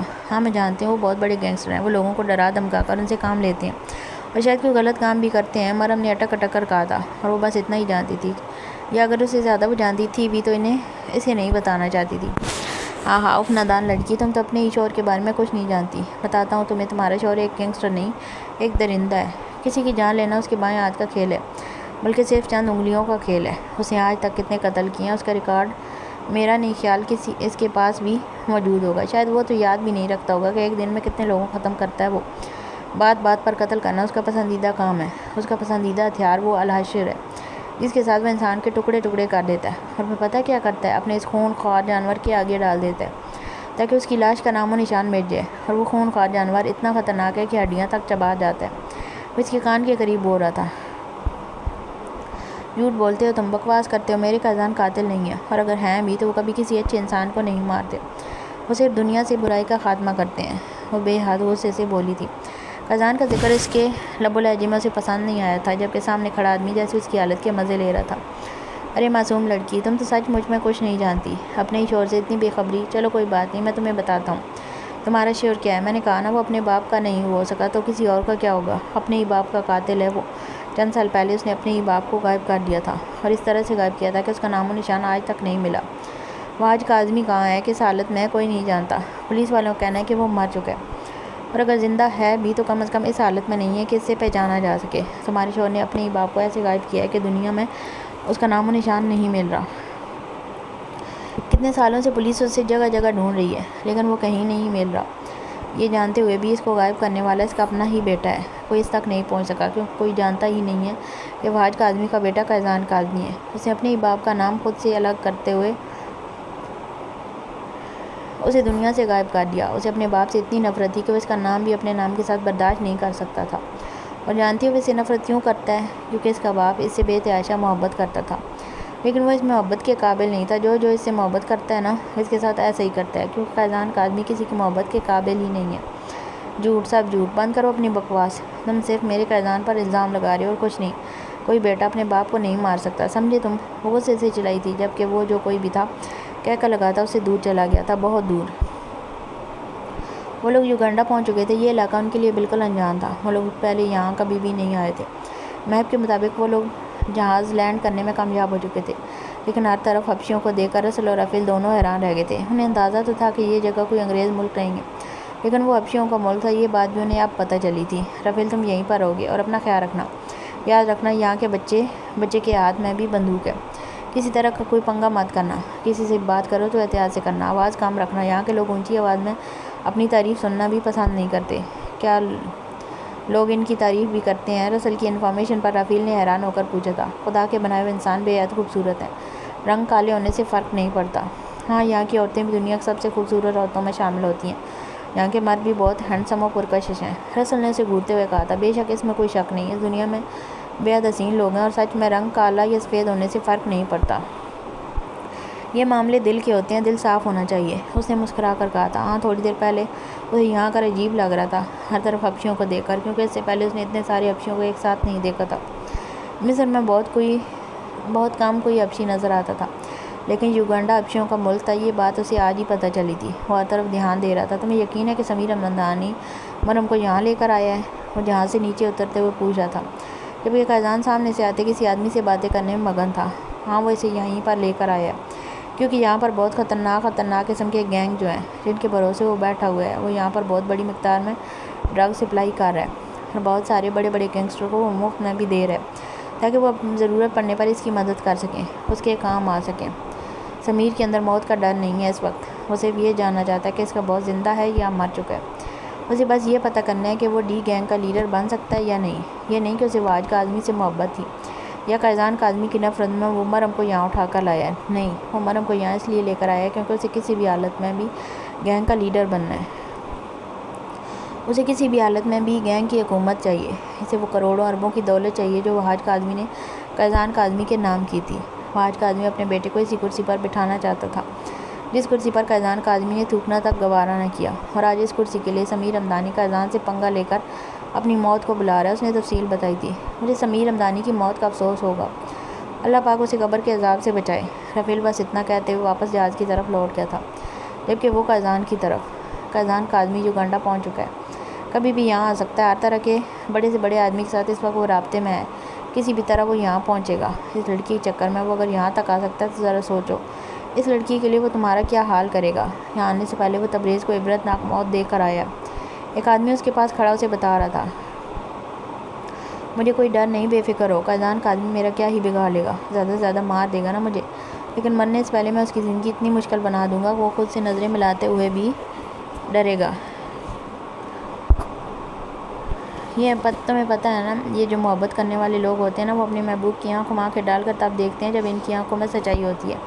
کیا ہوا اگر قائدان کاظمی کی بیوی اس کی حقیقت دیکھ لے؟ یاد رکھنا، جب قائدان کاظمی یہاں آئے تب وہ لڑکی اس کا اصل روپ دیکھے، اس کا اصل چہرہ اس کی آنکھوں کے سامنے ہونا چاہیے۔ اس لڑکی کا کہنا ہے کہ اس کا شوہر بہت اچھا انسان ہے، اس لڑکی کی آنکھوں کے سامنے قائدان کاظمی کا اصل چہرہ آنا چاہیے۔ وہ اپنی آنکھوں سے دیکھے قائدان کاظمی کتنا بڑا درندہ ہے، اس کے سامنے قائدان کاظمی کا ہر موو ہونا چاہیے۔ قائدان کاظمی نے اس لڑکی سے بہت کچھ چھپایا ہوا ہے، وہ اپنے محبوب کو اپنی حقیقت پوری طرح سے واضح نہیں کر سکا، اس نے اپنے راز اپنے سینے میں دفن کر رکھے ہیں۔ ذرا سوچو، جب اس کا محبوب اس کا اصل چہرہ دیکھے گا تب کیا ہوگا؟ اس لڑکی کو میں زندہ نہیں چھوڑوں گا، کیونکہ یہ لڑکی قائدان کاظمی کی سب سے بڑی خوشی ہے۔ میں قائدان کاظمی سے یہ خوشی چھینوں گا، لیکن اس لڑکی کی آنکھوں میں قائدان کے لیے بے تحاشا نفرت بھر دینے کے بعد وہ اپنے چہرے پر پراسرار مسکراہٹ لیے کسی گہری سوچ میں تھا۔ وہ قائدان کاظمی کو ایسی شکست دینا چاہتا تھا جس کے بعد وہ کبھی جیتنے کا خواب بھی نہ دیکھ سکے، اور اسے یقین تھا اس دفعہ وہ اپنے مقصد میں کامیاب ہوگا۔ ڈبلیو میری جان، میرا بچہ، آنکھیں کھولو۔ وہ آہستہ آہستہ اس کی پیٹھ سے ہلا رہا تھا، جبکہ ڈبلیو کبھی آنکھیں کھولتا کبھی بند کر رہا تھا، لیکن اب تک اس کا نشہ اترا نہیں تھا۔ تم ٹھیک ہو؟ اس نے اس کا چہرہ تھامتے ہوئے پوچھا تھا۔ وہ بے شک اس سے چڑھتا تھا، اس کے لیے الٹی سیدھی باتیں کرتا تھا، لیکن حقیقت یہ تھی کہ یہ معصوم سا جانور رافیل کے لیے بھی اتنا ہی اہم تھا جتنا باقی سب کے لیے۔ وہ سب سے زیادہ وقت ہی اس کے ساتھ گزارتا تھا، اور اس کے سارے کام بھی رافیل کے ساتھ تھے، یہاں تک کہ اسے کیا کھانا ہے کیا نہیں کھانا، کس طرح سے اس کا خیال رکھنا ہے۔ وہ ایک ایک چیز کی ریسرچ کرتا رہتا تھا تاکہ ڈبلیو کو کسی طرح کوئی مسئلہ نہ ہو، اور اب ڈبلیو کو اچانک اس طرح سے بیمار دیکھ کر سب سے زیادہ برا بھی اسی کو لگ رہا تھا۔ وہ بس چاہتا تھا کہ وہ ایک بار پھر سے ٹھیک ہو جائے، اس کے ساتھ ہنسے کھیلے مستیاں کرے۔ ڈبلیو کو اس طرح خاموش دیکھ کر اسے بالکل اچھا نہیں لگ رہا تھا، لیکن فی الحال سب سے بڑی بات تو یہ تھی کہ اسے ہوش آ چکا تھا، اور وہ کافی حد تک ٹھیک بھی تھا۔ باقی اس نے آہستہ آہستہ ریکور کر لینا تھا، اسے بالکل ٹھیک ہونے میں وقت لگے گا، اور وہ تھا نہ اس کا خیال رکھنے کے لیے، وہ دن رات اس کے ساتھ رہنے والا تھا۔ اب تو وہ اسے اکیلا چھوڑنے کے بارے میں سوچ بھی نہیں سکتا تھا۔ دروازے پر دستک ہوئی تو توشیبہ تھوڑی سی پریشان ہوئی تھی۔ رافیل نے کہا تھا کہ گھر پر کوئی بھی نہیں آتا تو پھر کون آ گیا؟ اس وقت تو وہ یہاں پر بالکل اکیلی تھی اور انشا کا ہونا نہ ہونا بالکل برابر تھا۔ اسے ٹینشن ہونے لگی تھی۔ اے اللہ، دروازے پر کون ہو سکتا ہے؟ ہو سکتا ہے رافیل بھیا ہی واپس آ گئے ہوں۔ میں بنا فضول میں ٹینشن لیتی ہوں، پہلے دیکھ تو لوں کہ آخر ہے کون۔ وہ خود کو کوستے ہوئے جلدی سے دروازے کے پاس آئی تھی اور ایک نظر دروازے پر موجود چھوٹے سے سوراخ سے جھانکتے ہوئے اس نے باہر کی طرف دیکھا تھا، جہاں اسے مریم کا بھائی کھڑا نظر آیا۔ وہ یہاں کیا کر رہا تھا؟ رافیل کے مطابق تو وہ یہاں نہیں آ سکتا تھا، بلکہ یہاں کوئی بھی نہیں آ سکتا تھا، تو مریم کا بھائی یہاں کیا کر رہا تھا؟ زیادہ سوچنے سے بہتر ہے میں اس سے ہی پوچھ لوں کہ وہ یہاں کیا کر رہا ہے۔ اس نے اپنی عقل کو کوستے ہوئے جلدی سے دروازہ کھولا تھا۔ السلام علیکم۔ اس نے مسکرا کر اسے سلام دیا تھا، کیونکہ اسے یہاں دیکھ کر اسے کوئی حیرت نہیں ہوئی تھی، کیونکہ وہ جانتا تھا کہ وہ یہیں پر کام کر رہی ہے۔ رسل نے اسے نوکری سے نہیں نکالا تھا، جبکہ قیدان سے اس دن کے بعد اس کی کوئی ملاقات نہیں ہوئی تھی اور مریم ان سارے معاملوں سے بے حد دور تھی۔ وعلیکم السلام، آپ یہاں کیا کر رہے ہیں؟ اس کے سوال کا اس نے بھی مسکرا کر جواب دیتے ہوئے ایک اور سوال کیا تھا۔ اندر بیٹھ کر بات کریں۔ اس نے اس کے سوال کو نظر انداز کرتے ہوئے اندر کی طرف قدم بڑھائے تھے اور اندر آ کر سکون سے وہ بیٹھ بھی گیا تھا۔ آپ اس طرح بنا پوچھے اندر کیسے آ گئے؟ میں نے ابھی تک آپ کو کہا تو نہیں ہے کہ آپ اندر آ سکتے ہیں یا نہیں؟ وہ اندر داخل ہوتے ہوئے اسے ڈانٹ رہی تھی۔ میں تم سے کیوں پوچھوں گا؟ یہ گھر تمہارا تھوڑی ہے، یہ رافیل کا گھر ہے اور رافیل یہاں شاید موجود نہیں ہے اور اس کی بیوی کو دنیا جان کا کوئی ہوش نہیں ہے، تو میں یہاں اندر آ سکتا ہوں۔ اور ویسے بھی رافیل میری بہن کا دیور ہے، رشتے میں تو میرا نہیں خیال کہ وہ مجھے یہاں اندر آنے سے کبھی منع کرے گا۔ خیر تم سناؤ، کیسی جا رہی ہے تمہاری نوکری؟ اور رافیل کہاں ہے؟ وہ پرسکون سے انداز میں سے پوچھنے لگا تھا، لیکن وہ پرسکون تھا نہیں، کیونکہ وہ صبح سے بار بار مریم کا نمبر ملانے کی کوشش کر رہا تھا، لیکن مریم کا نمبر مسلسل آف جا رہا تھا، جس کی وجہ سے اسے ٹینشن ہو رہی تھی۔ شام اپنی ڈیوٹی پوری کرنے کے بعد وہ گھر گیا تھا تو گھر پر اسے کوئی بھی نظر نہیں آیا۔ وہ بہت پریشان ہو گیا تھا کہ سب لوگ کہاں چلے گئے۔ گھر کو تالا لگا ہوا تھا، مطلب وہ سارے لوگ ہی کہیں جا چکے تھے، لیکن کہاں؟ اسے مطلب صرف اپنی بہن سے تھا، اس کی بہن کہاں تھی؟ وہ بس یہ جاننا چاہتا تھا۔ پھر اسے خیال آیا کہ رافیل تو آج کل اپنی بیوی کے ساتھ فلیٹ میں رہتا ہے، تو وہ سیدھا اس فلیٹ میں چلا آیا تھا جہاں کا پتہ اسے توشیبہ نے ہی بتایا تھا۔ مانتی ہوں کہ یہ گھر رافیل بھیا کا ہے اور اس وقت وہ گھر پر موجود نہیں ہے، اور یقیناً آپ رافیل بھیا کی بھابھی کے بھائی ہیں، تو وہ آپ کو یہاں آنے کے لیے منع بھی نہیں کریں گے، لیکن اس وقت یہاں وہ اپنے گھر کی نگرانی کے لیے مجھے چھوڑ کر گئے ہیں، تو آپ کو اس طرح سے میری اجازت کے بغیر اندر آنے کا کوئی حق حاصل نہیں ہے۔ وہ اب ہار ماننے کو تیار نہیں تھی، جبکہ نگرانی والی بات سن کر وہ تھوڑا حیران ہوا تھا۔ وہ تمہیں نگرانی کے لیے چھوڑ کر گیا ہے؟ کیا تم مجھے بتانا پسند کرو گی؟ اصل میں اسے ڈھونڈ رہا ہوں، لیکن اس کا کوئی اتا پتہ نہیں ہے اور نمبر بھی اس کا بند آ رہا ہے۔ جی ہاں، ان کا نمبر بند ہے، میں نے بھی 2 دن دفعہ کال کرنے کی کوشش کی ہے۔ وہ کہہ رہے تھے وہ کسی ضروری کام کے سلسلے میں اپنے بھائیوں کے ساتھ کسی دوسرے ملک جا رہے ہیں اور ان کی واپسی شاید 2-3 دن میں ہوگی، اسی لیے انہوں نے مجھے کہا ہے کہ جب تک وہ واپس نہیں جاتے میں ان کے گھر میں ان کی بیوی کے پاس موجود ہوں اور اسے کسی بھی چیز کی ضرورت ہو تو اسے فراہم کروں۔ اس لیے میں نے اپنے ہاسٹل فون کر کے انفارم کر لیا کہ میں 2 دن کے لیے اپنی پیشنٹ کے ساتھ اس کے گھر پر رہوں گی، باقی انشاءاللہ میں سب کچھ ہینڈل کر ہی رہی ہوں۔ وہ پرسکون سی بولی تھی، جبکہ رافیل کو بھی یہاں پر نہ پا کر وہ پریشان ہو گیا تھا۔ وہ سب لوگ کہاں گئے تھے؟ ویسے بھی آج کل ان کے گھر میں ایک مہمان عورت رہ رہی تھی جسے قیدان نے مریم کے لیے نوکری پر رکھا تھا، وہ عورت بھی غائب تھی۔ وہ لوگ جہاں بھی گئے تھے ڈبلیو کو بھی ساتھ لے کر گئے تھے، کیونکہ ڈبلیو بھی گھر پر موجود نہیں تھا۔ یہ سب کیا چکر تھا؟ وہ سمجھ نہیں پا رہا تھا، جبکہ وہ اب تک اسے بہت غور سے دیکھ رہی تھی۔ ایک کپ چائے ہی پلا دو، اس کے گھورنے پر اس نے فرمائش کی تھی۔ میں اس گھر کی آنر نہیں ہوں، سو میں بنا اجازت کسی چیز کو ہاتھ نہیں لگا سکتی، میں صرف اس چیز کو استعمال کر سکتی ہوں جو انشا کے استعمال میں ہو۔ اس نے فوراً اس کی فرمائش پر پانی پھیرا تھا۔ بڑی کوئی بے مروت قسم کی لڑکی ہو، ایک چائے پلانے سے کیا گھر کا راشن ختم ہو جائے گا؟ وہ اٹھ کر کھڑے ہوتے ہوئے بولا تھا۔ سنو، یہاں گھر پر اس وقت کوئی بھی نہیں ہے، اسے کنفرم کروانا چاہتا جب اس کی نظریں نیچے بیسمنٹ کی طرف تھیں۔ ہاں کوئی نہیں ہے، لیکن آپ بیسمنٹ کی طرف ہرگز نہیں جا سکتے، کیونکہ اس وقت اس گھر کی نگران میں ہوں اور میں نہیں چاہتی کہ رافیل بھیا کی غیر موجودگی میں یہاں پر کوئی بھی الٹا سیدھا کام ہو۔ وہ اسے گھورتے ہوئے کافی سختی سے بولی تھی۔ وہ بس یہ چاہتی تھی کہ جلد سے جلد یہاں سے چلا جائے، جبکہ جاور کا اب یہاں سے جانے کا جیسے کوئی پلان ہی نہیں تھا۔ کیا تم صرف آدھے گھنٹے تک مجھے بیسمنٹ میں جانے کی اجازت دے سکتی ہو؟ میں نے تمہیں پہلے ہی بتایا کہ اس گھر میں کوئی ثبوت موجود ہیں جو کسی بھی پولیس والے کے لیے بہت کام آ سکتے ہیں۔ اس میں سے کچھ یاد کروانا چاہتا۔ نہیں، آپ نہیں جا سکتے، یا تم میری مدد کر رہی تھی یہ کام کروانے میں اور اب تم انکار کر رہی ہو؟ اس کے سفید انکار پر وہ تھوڑا پریشان ہوا تھا۔ ہاں، کیونکہ تب میں آپ کے لیے جاسوسی کر رہی تھی، لیکن آپ نے مجھے اس کام سے خارج کر دیا۔ مطلب آپ کہہ رہے تھے کہ جاسوسی میرے بس کی بات نہیں ہے، تو میرے خیال میں وہ آپ کو بھی نہیں کرنی چاہیے۔ اگر میں آپ کی جاسوس نہیں ہوں تو میں آپ کے لیے آسانی بھی پیدا ہرگز نہیں کروں گی، لیکن پھر بھی تمہیں چاہیے۔ اس نے کچھ بولنا چاہا تھا جب توشیبہ نے دروازے کی طرف اشارہ کیا۔ دروازہ اس طرف ہے جناب، آپ نکلیں گے؟ میں نے دروازہ بند بھی کرنا ہے، 2 لڑکیاں گھر پر اکیلی ہیں، میرا نہیں خیال اس طرح کھلا دروازہ اچھا رہے گا۔ اس نے اسے جانے کے لیے اشارہ کیا تھا جبکہ وہ اسے گھور کر باہر نکل گیا، جبکہ توشیبہ نے اس کی ناراضگی فکر کرتے بغیر ہی دروازے کو بند کر دیا تھا۔ وہ لوگ ایک اڈے میں داخل ہوئے جہاں شراب نوشی کی بدبو دور دور تک آ رہی تھی۔ قیزان اپنے چہرے پر نقاب باندھ کے رکھا تھا، جبکہ رسل بھی اپنا رومال اپنے منہ پر رکھے اس بدبو سے بچنے کی کوشش کر رہا تھا۔ ہم یہاں کیوں آئے ہیں؟ وہ اس کے پیچھے پیچھے چلتا پوچھ رہا تھا جب وہ تیزی سے قدم اٹھاتا ایک ٹیبل کی طرف آیا تھا جہاں بیٹھا ایک حبشی اپنے آپ میں مگن تھا۔ اس نے ایک اسکیچ اپنی جیب سے نکالتے ہوئے اس حبشی کے سامنے کیا اور ساتھ ہی کرسی گھسیٹ کر اس پر بیٹھ گیا۔ اچانک اس طرح سے کسی کے اپنے ٹیبل پر بیٹھنے پہ وہ حبشی اسے گھورنے لگا تھا۔ اس کے بارے میں کیوں جاننا چاہتے ہو؟ اسے کیا مطلب ہے تمہیں؟ بیکار آدمی ہے، اس آدمی نے انگلش زبان میں کہا تھا۔ نام جانتے ہو اس کا؟ وہ اس کا جواب دیے بغیر بولا۔ شاکر نام ہے اس کا، اس آدمی نے ہاں میں سر لاتے ہوئے سامنے رکھی بوتل اپنے منہ سے لگاتے ہوئے جواب دیا۔ کہاں ملے گا اس وقت؟ اس نے دوسرا سوال کیا تھا۔ ہمدانی کے اڈے پر۔ اور کہاں؟ اسی کا تو کتا ہے، اسی کے پیچھے آگے پیچھے دم ملاتا ہے۔ وہ ہنستے ہوئے بولا۔ ہمدانی کا اڈا کہاں ہے؟ پولیس والے ہو؟ وہ جو کب سے خاموشی سے اسے انفارمیشن دینے میں مصروف تھا، اس کے مزید سوال کرنے پر پوچھنے لگا۔ قیزان کاظمی، اس نے ایک لفظ ہی جواب دیا تھا، جبکہ اس کا نام سن کر اگلے ہی لمحے وہ اٹھ کر کھڑا ہو گیا تھا، جبکہ ساتھ والے ٹیبل سے 2 آدمی گھبرا کر کھڑے ہوئے اور اگلے ہی لمحے وہاں سے بھاگ نکلے تھے۔ اس نے چہرہ پھیر کر نہیں دیکھا تھا، اسے کسی سے کوئی مطلب نہ تھا، اسے بس امیر ہمدانی چاہیے تھا۔ تم قیزان کا گینگسٹر؟ آرام سے بیٹھ جاؤ، ہم سکون سے بات کریں گے، مجھے بس امیر ہمدانی کا پتہ چاہیے اور کچھ بھی نہیں، اس نے اس کے خوف کو دیکھتے ہوئے کہا تھا، جبکہ وہ آدمی ہاں میں سر لاتا واپس اس کے سامنے بیٹھتے ہوئے سامنے رکھی شراب کی بوتل اٹھا کر ٹیبل کے نیچے رکھ چکا تھا۔ میں ٹھیک سے نہیں جانتا، کبھی تعلق نہیں رکھا اس سے، لیکن ہاں شاکر آتا رہتا ہے اڈے پر پینے کے لیے۔ پچھلے کچھ دنوں سے غائب تھا، لیکن کل سننے میں آیا کہ میرے مخالف پارٹی کے اڈے پر شراب پینے آیا تھا۔ اس نے تفصیل بتائی تھی۔ ساتھ چلو میرے، مجھے صرف اس آدمی کا پتہ چاہیے اور کچھ بھی نہیں، تمہیں کسی طرح کا کوئی نقصان نہیں ہوگا۔ وہ کہتے ہوئے اٹھا اور اگلے ہی لمحے باہر کی طرف قدم اٹھا چکا تھا، جبکہ وہ آدمی بھی تیزی سے اس کے پیچھے آیا تھا۔ وہ آدمی تیزی سے بھاگتا ہوا اس اڈے کے اندر گیا تھا۔ یہاں پر آنے والی بدبو پچھلی والی بدبو سے کہیں زیادہ اسٹرانگ تھی۔ رسل کو تو اپنا سانس بند ہوتا محسوس ہوا تھا، اتنی بدبو میں یہ لوگ سانس کیسے لے رہے تھے، سمجھ نہیں آ رہا تھا۔ یقیناً یہ صرف شراب کی بدبو نہیں تھی۔ باہر قیزان کا آدمی آیا، مصر کا بہت بڑا گینگسٹر ہے، اگر اپنی جان کی بھلائی چاہتے ہو تو بتا دو ہمدانی کا آدمی شاکر کہاں سے ملے گا۔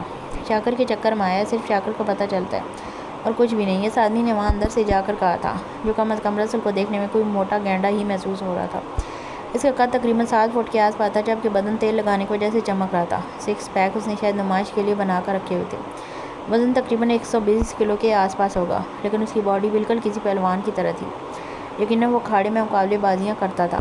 قیزان کاظمی یہاں کیوں آیا ہے اور شاکر سے اس کی بھلا کیا دشمنی؟ وہ پریشانی سے پوچھنے لگا،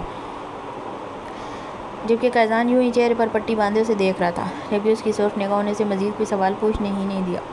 یہ زیادہ تر ہمدانی کے اڈے پر ہوتا ہے، ہمدانی کا آدمی ہے، یہاں صرف پینے کے لیے آتا ہے، وہ دیکھو وہ آ رہا ہے۔ وہ آدمی بول ہی رہا تھا جب اچانک اس نے دروازے کی طرف اشارہ کیا۔ وہ خود بھی اس آنر کو خود کی طرف اشارہ کرتے دیکھ چکا تھا، اور وہاں رسل کو دیکھ کر وہ یہ بھی سمجھ چکا تھا کہ قیزان کا آدمی اس کے پاس پہنچ چکا ہے۔ وہ اگلے ہی لمحے الٹے قدم وہاں سے بھاگ نکلا جب رسل اس کے پیچھے دوڑا۔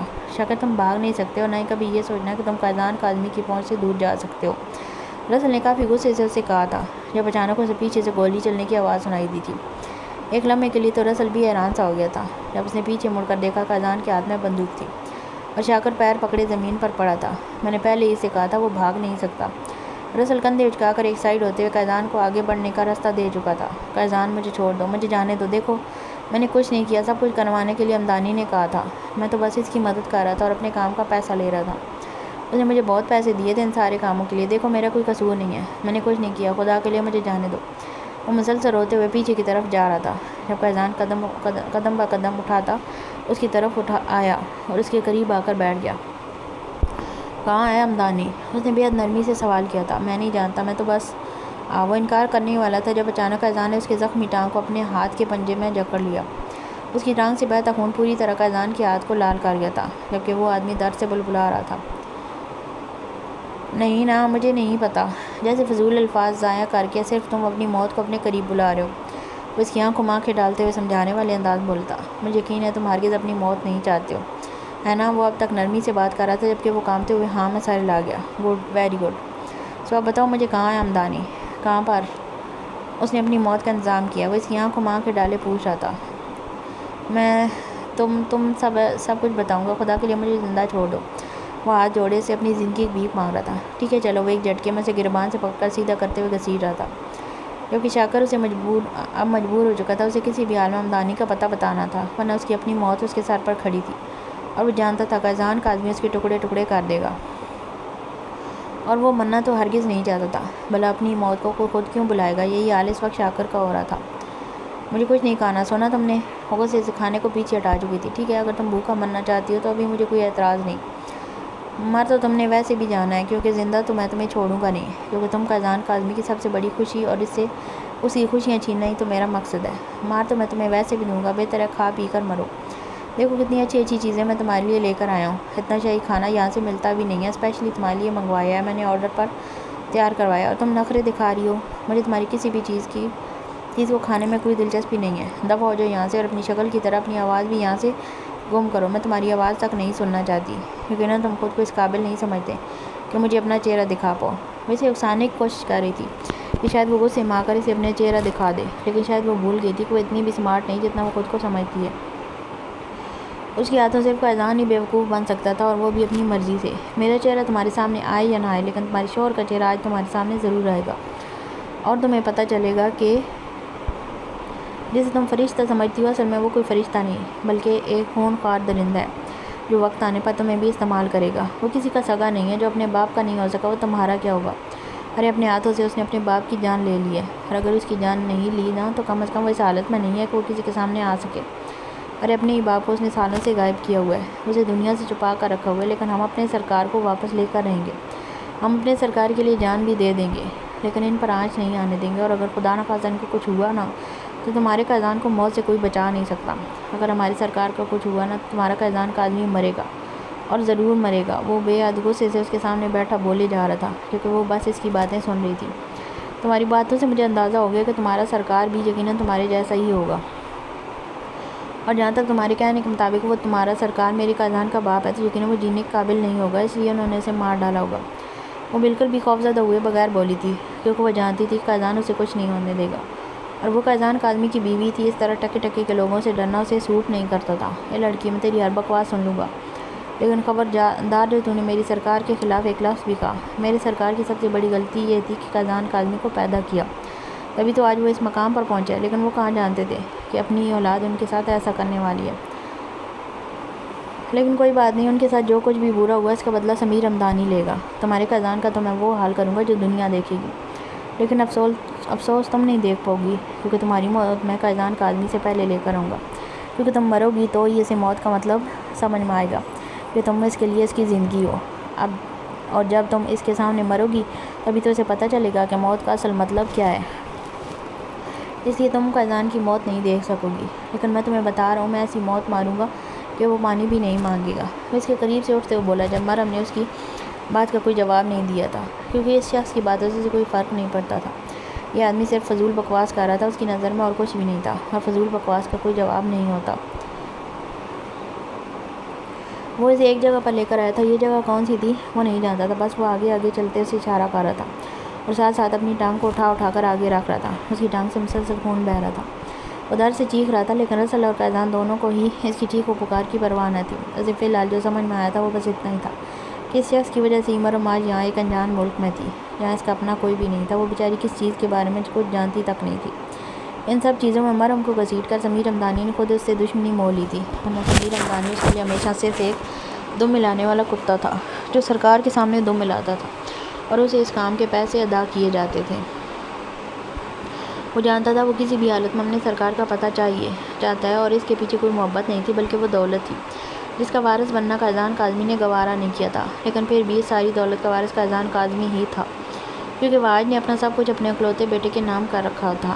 وہ ہر قیمت پر اپنے بیٹے کو غلط کاموں کی طرف لانا چاہتا تھا، لیکن قائدان کاظمی کو ڈرگ سے نفرت تھی۔ وہ کبھی وہ کام نہیں کر سکتا جس کی وجہ سے اس کی ماں نے اپنی زندگی کے 10 سال ایک کال کوٹری میں گزار دیے۔ وہ شخص اس کا باپ تھا جس نے اپنی حاملہ بیوی کو پھنسا کر 10 سال کے لیے جیل میں بند کروا دیا۔ وہ معصومہ آخری سانس تک اپنے شوہر سے محبت کرتی رہی، یہ سوچ کر کہ اس کا شوہر ایک اچھا اور نیک انسان ہے، بس لوگوں نے اسے غلط ثابت کر دیا، حالانکہ حقیقت تو یہ تھی کہ وہ ایک انتہائی گھٹیا اور ذلیل انسان تھا۔ وہ نہ صرف غلط کام کرتا تھا بلکہ لوگوں کی زندگیاں تباہ کرتا تھا، اور اس نے اپنی بیوی اور بچے کی زندگی بھی تباہ کر دی تھی۔ اس نے اپنی بیوی کو کبھی اپنی حقیقت نہیں بتائی تھی، یہی وجہ تھی کہ مریم سے نکاح سے پہلے ہی اس نے مریم کو بتا دیا تھا کہ وہ ایک گینگسٹر ہے۔ وہ کس طرح کا گینگسٹر ہے، وہ کیا کرتا ہے، اس نے مریم کو بتانا کبھی ضروری نہیں سمجھا، کیونکہ وہ جانتا تھا مریم کی نظر میں وہ ایک گنہگار انسان ہی ہوگا۔ وہ جانتا تھا کہ مریم اس کے بارے میں سب کچھ جانتی ہے، ہاں بس اپنے دل کو بہلانے کے لیے وہ کہانیاں بناتی رہتی ہے۔ وہ معصوم ہے، نادان ہے، اس کی کام کی نوعیت کو نہیں سمجھ سکتی، لیکن پھر بھی اس نے اسے کسی طرح کے دھوکے میں نہیں رکھا تھا۔ اس کا بھائی بھی جانتا تھا کہ وہ کیا کرتا ہے۔ اس نے کبھی کسی کے ساتھ کوئی گیم نہیں کھیلا تھا، اس نے ہمیشہ اپنے بارے میں سچ ہی بولا تھا، لیکن اس کا باپ ہمیشہ سے جھوٹ بولتا آیا تھا۔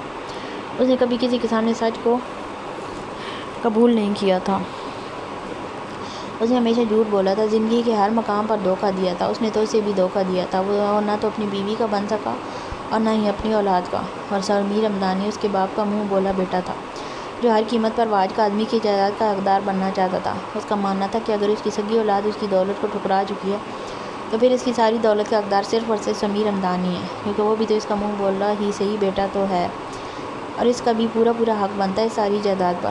اور جب تک واجد کا آدمی خود وہ جائیداد اسے نہ دے، وہ اس کی نہیں ہو سکتی تھی۔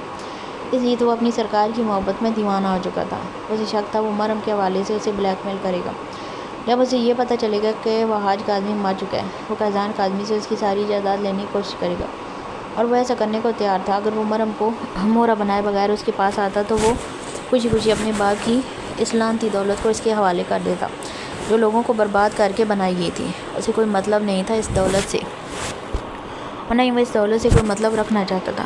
لوگوں کی زندگیاں تباہ کر کے جو کچھ اس کے باپ نے بنایا تھا وہ شاید سمیر رمضانی کے حوالے کر دیتا، اگر وہ مریم کو اٹھا کر نہیں لے کر جاتا تو وہ ان سب چیزوں میں مریم کو گھسیٹ کر نہیں لاتا لیکن اس نے مریم کو ان سب چیزوں میں لایا تھا۔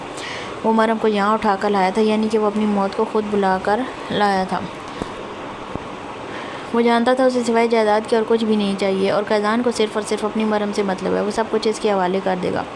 لیکن یہ صرف اور صرف سمیر رمضانی کی ایک غلط فہمی تھی، بلکہ خوش فہمی تھی، کیونکہ وہ یہاں اسے دینے تو آیا تھا، لیکن اپنے باپ کی دولت نہیں بلکہ موت، کیونکہ وہ ایسے کسی انسان کو زندہ نہیں چھوڑ سکتا جو اس کی کمزوری کے بارے میں جان چکا ہو۔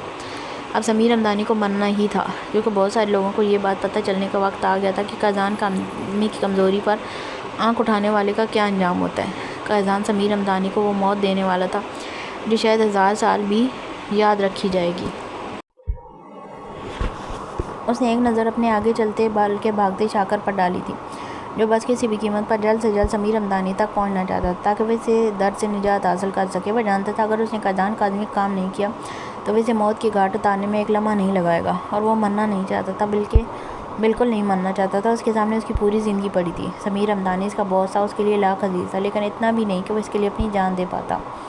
اس کے لیے سب سے ضروری اپنی جان تھی۔ اگر خود زندہ بچ گیا تو کسی اور کے آگے دو ملا پائے گا، کسی اور کا پالتو کتا بن جائے گا، لیکن فی الحال اپنی جان بچانا ضروری تھا، اور اپنی جان بچانے کی خاطر وہ انہیں بہت سارے کرتب دکھا چکا تھا، اور آخرکار وہ اسے سمیر رمضانی کے اڈے پر بھی لے آیا تھا۔ وہ اس کے پیچھے پیچھے وہاں اندر داخل ہوئے تھے، جہاں سامنے ہی اسے ایک دو نہیں بلکہ کوئی 23-24 آدمی ایک جیسے کپڑے پہنے نظر آئے تھے۔ یقیناً یہاں لوگوں کو سمیر رمضانی کی حفاظت کے لیے رکھا گیا تھا، کیونکہ سمیر رمضانی جو کام کر چکا تھا اس کے بعد اسے پتہ تھا کہ اس کا کیا حال ہونے والا ہے، تو اپنی سیکیورٹی کا انتظام تو اس نے ہی کیا تھا، لیکن شاید وہ اس وقت یہ بھول چکا تھا کہ اس نے شیر کے منہ میں ہاتھ ڈالا تھا، اور جب شیر کے منہ میں ہاتھ جاتا ہے تب سلامت واپس باہر نہیں نکلتا۔ انہیں اندر آتے دیکھتے ہی شاکر کے لبوں پر مسکراہٹ پھیل گئی، جب وہ ان کے پیچھے ہوتے ہوئے خود اپنے آپ کو ان سے محفوظ کر چکا تھا۔ کیا ہوا؟ تم لوگوں کو کیا لگا کہ میں ایسے ہی تمہیں یہاں لے کر آ گیا؟ بیٹا، یہاں تم لوگوں کے لیے پورا انتظام کیا گیا، تم لوگوں کو وہ حال ہوگا جو تم لوگوں نے سوچا بھی نہیں ہوگا، شاکر کہہ کر لگاتے ہوئے انہیں پریشان کرنے کی کوشش کر رہا تھا، لیکن ان دونوں کے چہرے پر کسی طرح کی کوئی پریشانی آتے نہ دیکھ کر تھوڑا حیران ہوا۔ تمہیں لگتا ہے کہ ہم تم جیسے انسان پر یقین کریں گے جو اپنے مالک کا نہ ہو سکا، وہ کسی اور کا کیا ہوگا؟ ان لوگوں سے ڈراؤ گے ہمیں؟ رسل نے آگے بڑھتے ہوئے اس سے پوچھا تھا، جو خود کو ریلیکس کر رہا تھا۔ سامنے صوفے پر بیٹھتے اس نے اپنی ٹانگ کو پکڑ کر اپنے نزدیک کرتے ہوئے اس کے زخم کو چیک کرنا چاہا تھا، جبکہ وہ لوگ ان پر حملہ آور ہو چکے تھے۔ رسل اسے ریلیکس کرنے کا کہتا خود آگے بڑھا تھا، اور اسے یقین تھا کہ اسے یہاں پر اپنی طاقت ضائع کرنے کی ضرورت ہرگز نہیں ہے۔ ان لوگوں کو تو رسل ہی چٹکیوں میں ختم کر دے گا، اور ایسا ہی ہوا۔ رسل نے ایک کے بعد دوسرے اور دوسرے کے بعد تیسرے کے ساتھ آہستہ آہستہ وہاں موجود ان سب لوگوں کی ہڈیاں توڑ کر سکون محسوس کیا تھا، یعنی یہ اس کا پسندیدہ کام تھا، تبھی تو وہ اس کام کو اتنے مزے سے کر رہا تھا، جبکہ قیزان ایک طرف پرسکون بیٹھا اس کے فارغ ہونے کا انتظار کر رہا تھا۔ شاکر سمجھ چکا تھا کہ یہاں پر اس کی دال نہیں گلنے والی، اس لیے اس نے وہاں سے بھاگنا ہی بہتر سمجھا تھا، لیکن وہ جیسے ہی اٹھ کر بھاگنے کی کوشش کرنے لگا، قیزان اس کا ارادہ جان کر اس کی دوسری ٹانگ پر بھی گولی چلا چکا تھا۔ دھوکہ، قائدان کا آدمی کے ساتھ دھوکہ؟ ہاں، وہ دلکشی سے مسکراتے ہوئے اس سے سوال کر رہا تھا، جبکہ وہ وہیں زمین پر پڑا مسلسل نفی میں سر رہا تھا۔ شکریہ ہمیں یہاں تک پہنچانے کے لیے۔ آگے کا کام ہم خود کر لیں گے، آگے تمہاری ضرورت نہیں ہے، اس نے کہتے ہوئے گولی اس کے سر کے بیچوں بیچ ماری تھی، جبکہ رسل ان سب کو ختم کرنے کے بعد اب ایک سے سوال جواب کر رہا تھا۔ اس بلڈنگ میں سمیر ہمدانی نہیں تھا، بلکہ شاکر انہیں دھوکے سے یہاں لایا تھا، لیکن شاید وہ یہ بھول چکا تھا کہ اس دھوکے کا انجام صرف موت ہی ہوتا ہے۔ اسے اس کے انجام تک پہنچا کر وہ اس آدمی کی انفارمیشن کے مطابق اب سمیر ہمدانی کے گھر میں جا رہے تھے، جہاں جانے میں اسے زیادہ وقت ہرگز نہیں لگا تھا۔ گھر کے باہر سیکیورٹی دے کر وہ اندازہ لگا چکے تھے کہ سمیر ہمدانی اندر ہی ہے، اور انہیں اس سیکیورٹی کی ہرگز کوئی پرواہ نہیں تھی۔ اس نے اندر آتے ہی ان سب کو گولیاں مارنا شروع کر دیا تھا، کیونکہ ان کے پاس اتنا ٹائم ہرگز نہیں تھا کہ وہ اپنی مرم سے دور رہ پاتا۔ کنفرمیشن کرنے کے لیے اتنا ہی کافی تھا کہ مرم یہیں پر ہے، اور اگر وہ یہاں پر ہے تو وہ اسے واپس لیے بغیر تو یہاں سے جانے والا نہیں تھا، تو اسے کسی چیز کا ڈر نہیں تھا۔ وہ تیزی سے گولیاں چلاتے ہوئے آگے کی طرف بڑھ رہا تھا، جب ایک وقت پر آ کر اس کی بندوق اسے دھوکہ دے گی۔ اس لیے تو اسے یہ ساری چیزیں پسند نہیں تھیں۔ ایسے معاملوں میں صرف اور صرف اپنے الحاشر پہ ہی یقین رکھتا تھا، اور وہ جانتا تھا کہ اس کا الحاشر اسے کبھی دھوکہ نہیں دے گا۔ وہ اپنی بندوق کو پیچھے پھینکتے ہوئے اپنے دوسری جیکٹ کی ایک سائڈ سے ٹوکا نکالتے ہوئے اس کے اوپر لگا کپڑا اتار کر ایک طرف پھینک چکا تھا۔ رسل جانتا تھا اب آگے سے آنے والے ہر شخص کا کیا حال ہونے والا ہے، اس لیے وہ ایک سائڈ ہو گیا تھا، کیونکہ قائدان جب وار کرتا تھا تب اسے پرواہ نہیں ہوتی تھی کہ چوٹ کیسے لگ رہی ہے، یہاں تک کہ کئی دفعہ تو وہ خود بھی زخمی ہو جاتا تھا۔ اس وقت اسے ہوش نہیں رہتا تھا کہ وہ کیا کر رہا ہے، وہ بالکل پاگل ہو جاتا تھا، اور رسل ہرگز اپنی جان اس کے پاگل پن میں نہیں گنوانا چاہتا تھا۔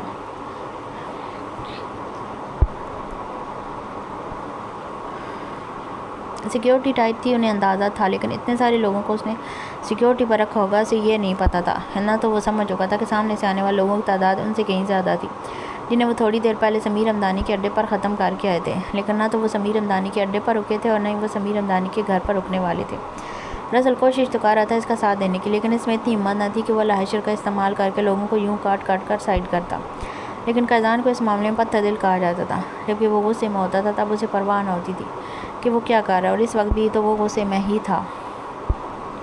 وہ تیزی سے اندر آ رہا تھا، یہاں وہاں موجود جتنے بھی لوگ تھے وہ سب کو مارتا جا رہا تھا، اسے کسی کی پرواہ نہیں تھی۔ وہ تو شاید گن بھی نہیں رہا تھا، 80 کے قریب لوگ تھے، اور کوئی ایک بھی قائدان کا آدمی کی گردن تک نہیں پہنچ پایا۔ تم تو کہتے ہو کہ اسے بے بس کرو، اسے قابو کرو گے اور پھر اس سے سچائی پتہ کرواؤ گے، دیکھ رہے ہو کیسے ایک آدمی کو بھی اس نے زندہ نہیں چھوڑا۔ میری تو خوف سے جان جا رہی ہے، میں تو یہاں سے بھاگ رہا ہوں۔ سمیر ہمدانی، تم نے اپنی موت کو خود بلایا ہے، میں مزید تمہارا ساتھ نہیں دوں گا ان سب چیزوں میں۔ میں تو دولت کے لالچ میں آ گیا تھا کہ مجھے بہت پیسہ ملے گا، لیکن یہاں تو صرف موت ملے گی۔ تم نے کسی عام آدمی سے نہیں بلکہ قائدان کا آدمی سے پنگا لیا ہے، اس پنگے کو تم ہی سنبھالو، میں جا رہا ہوں یہاں سے۔ اس کا آدمی مسلسل اس کے آگے پیچھے چلتا پریشانی سے ادھر ادھر گھوم رہا تھا، جب سمیر ہمدانی آرام سکون سے بیٹھا مسکرا رہا تھا۔ ارے سبیل، تم بھی نہ حد کرتے ہو یار، بادشاہ کا طوطا ہمارے ہاتھ میں، اور تم اس طرح سے ڈر رہے ہو جیسے ہماری گردن اس کے ہاتھ میں ہو۔ وہ کہتے ہیں نا، دشمن پر وار کرنے سے پہلے اس کی کمزوری پر قابو کرو، تب دشمن قابو میں آتا ہے، تب چوٹ سیدھا نشانے پر لگتی ہے، اور میں بھی وار سیدھا نشانے پر ہی کروں گا، کیونکہ دشمن کی کمزوری تو میرے ہاتھ میں ہے۔ اس نے بند کمرے کی طرف اشارہ کیا تھا۔ کیا مطلب، تمہیں لگتا ہے وہ لڑکی ہماری کچھ مدد کر پائے گی؟ وہ کنفیوز ہو کر اسے پوچھنے لگا۔ ہاں بالکل، یہ ہماری مدد نہیں کرے گی تو پھر کس کی کرے گی؟ آخر اسے ہم یہاں لائے ہی کس لیے؟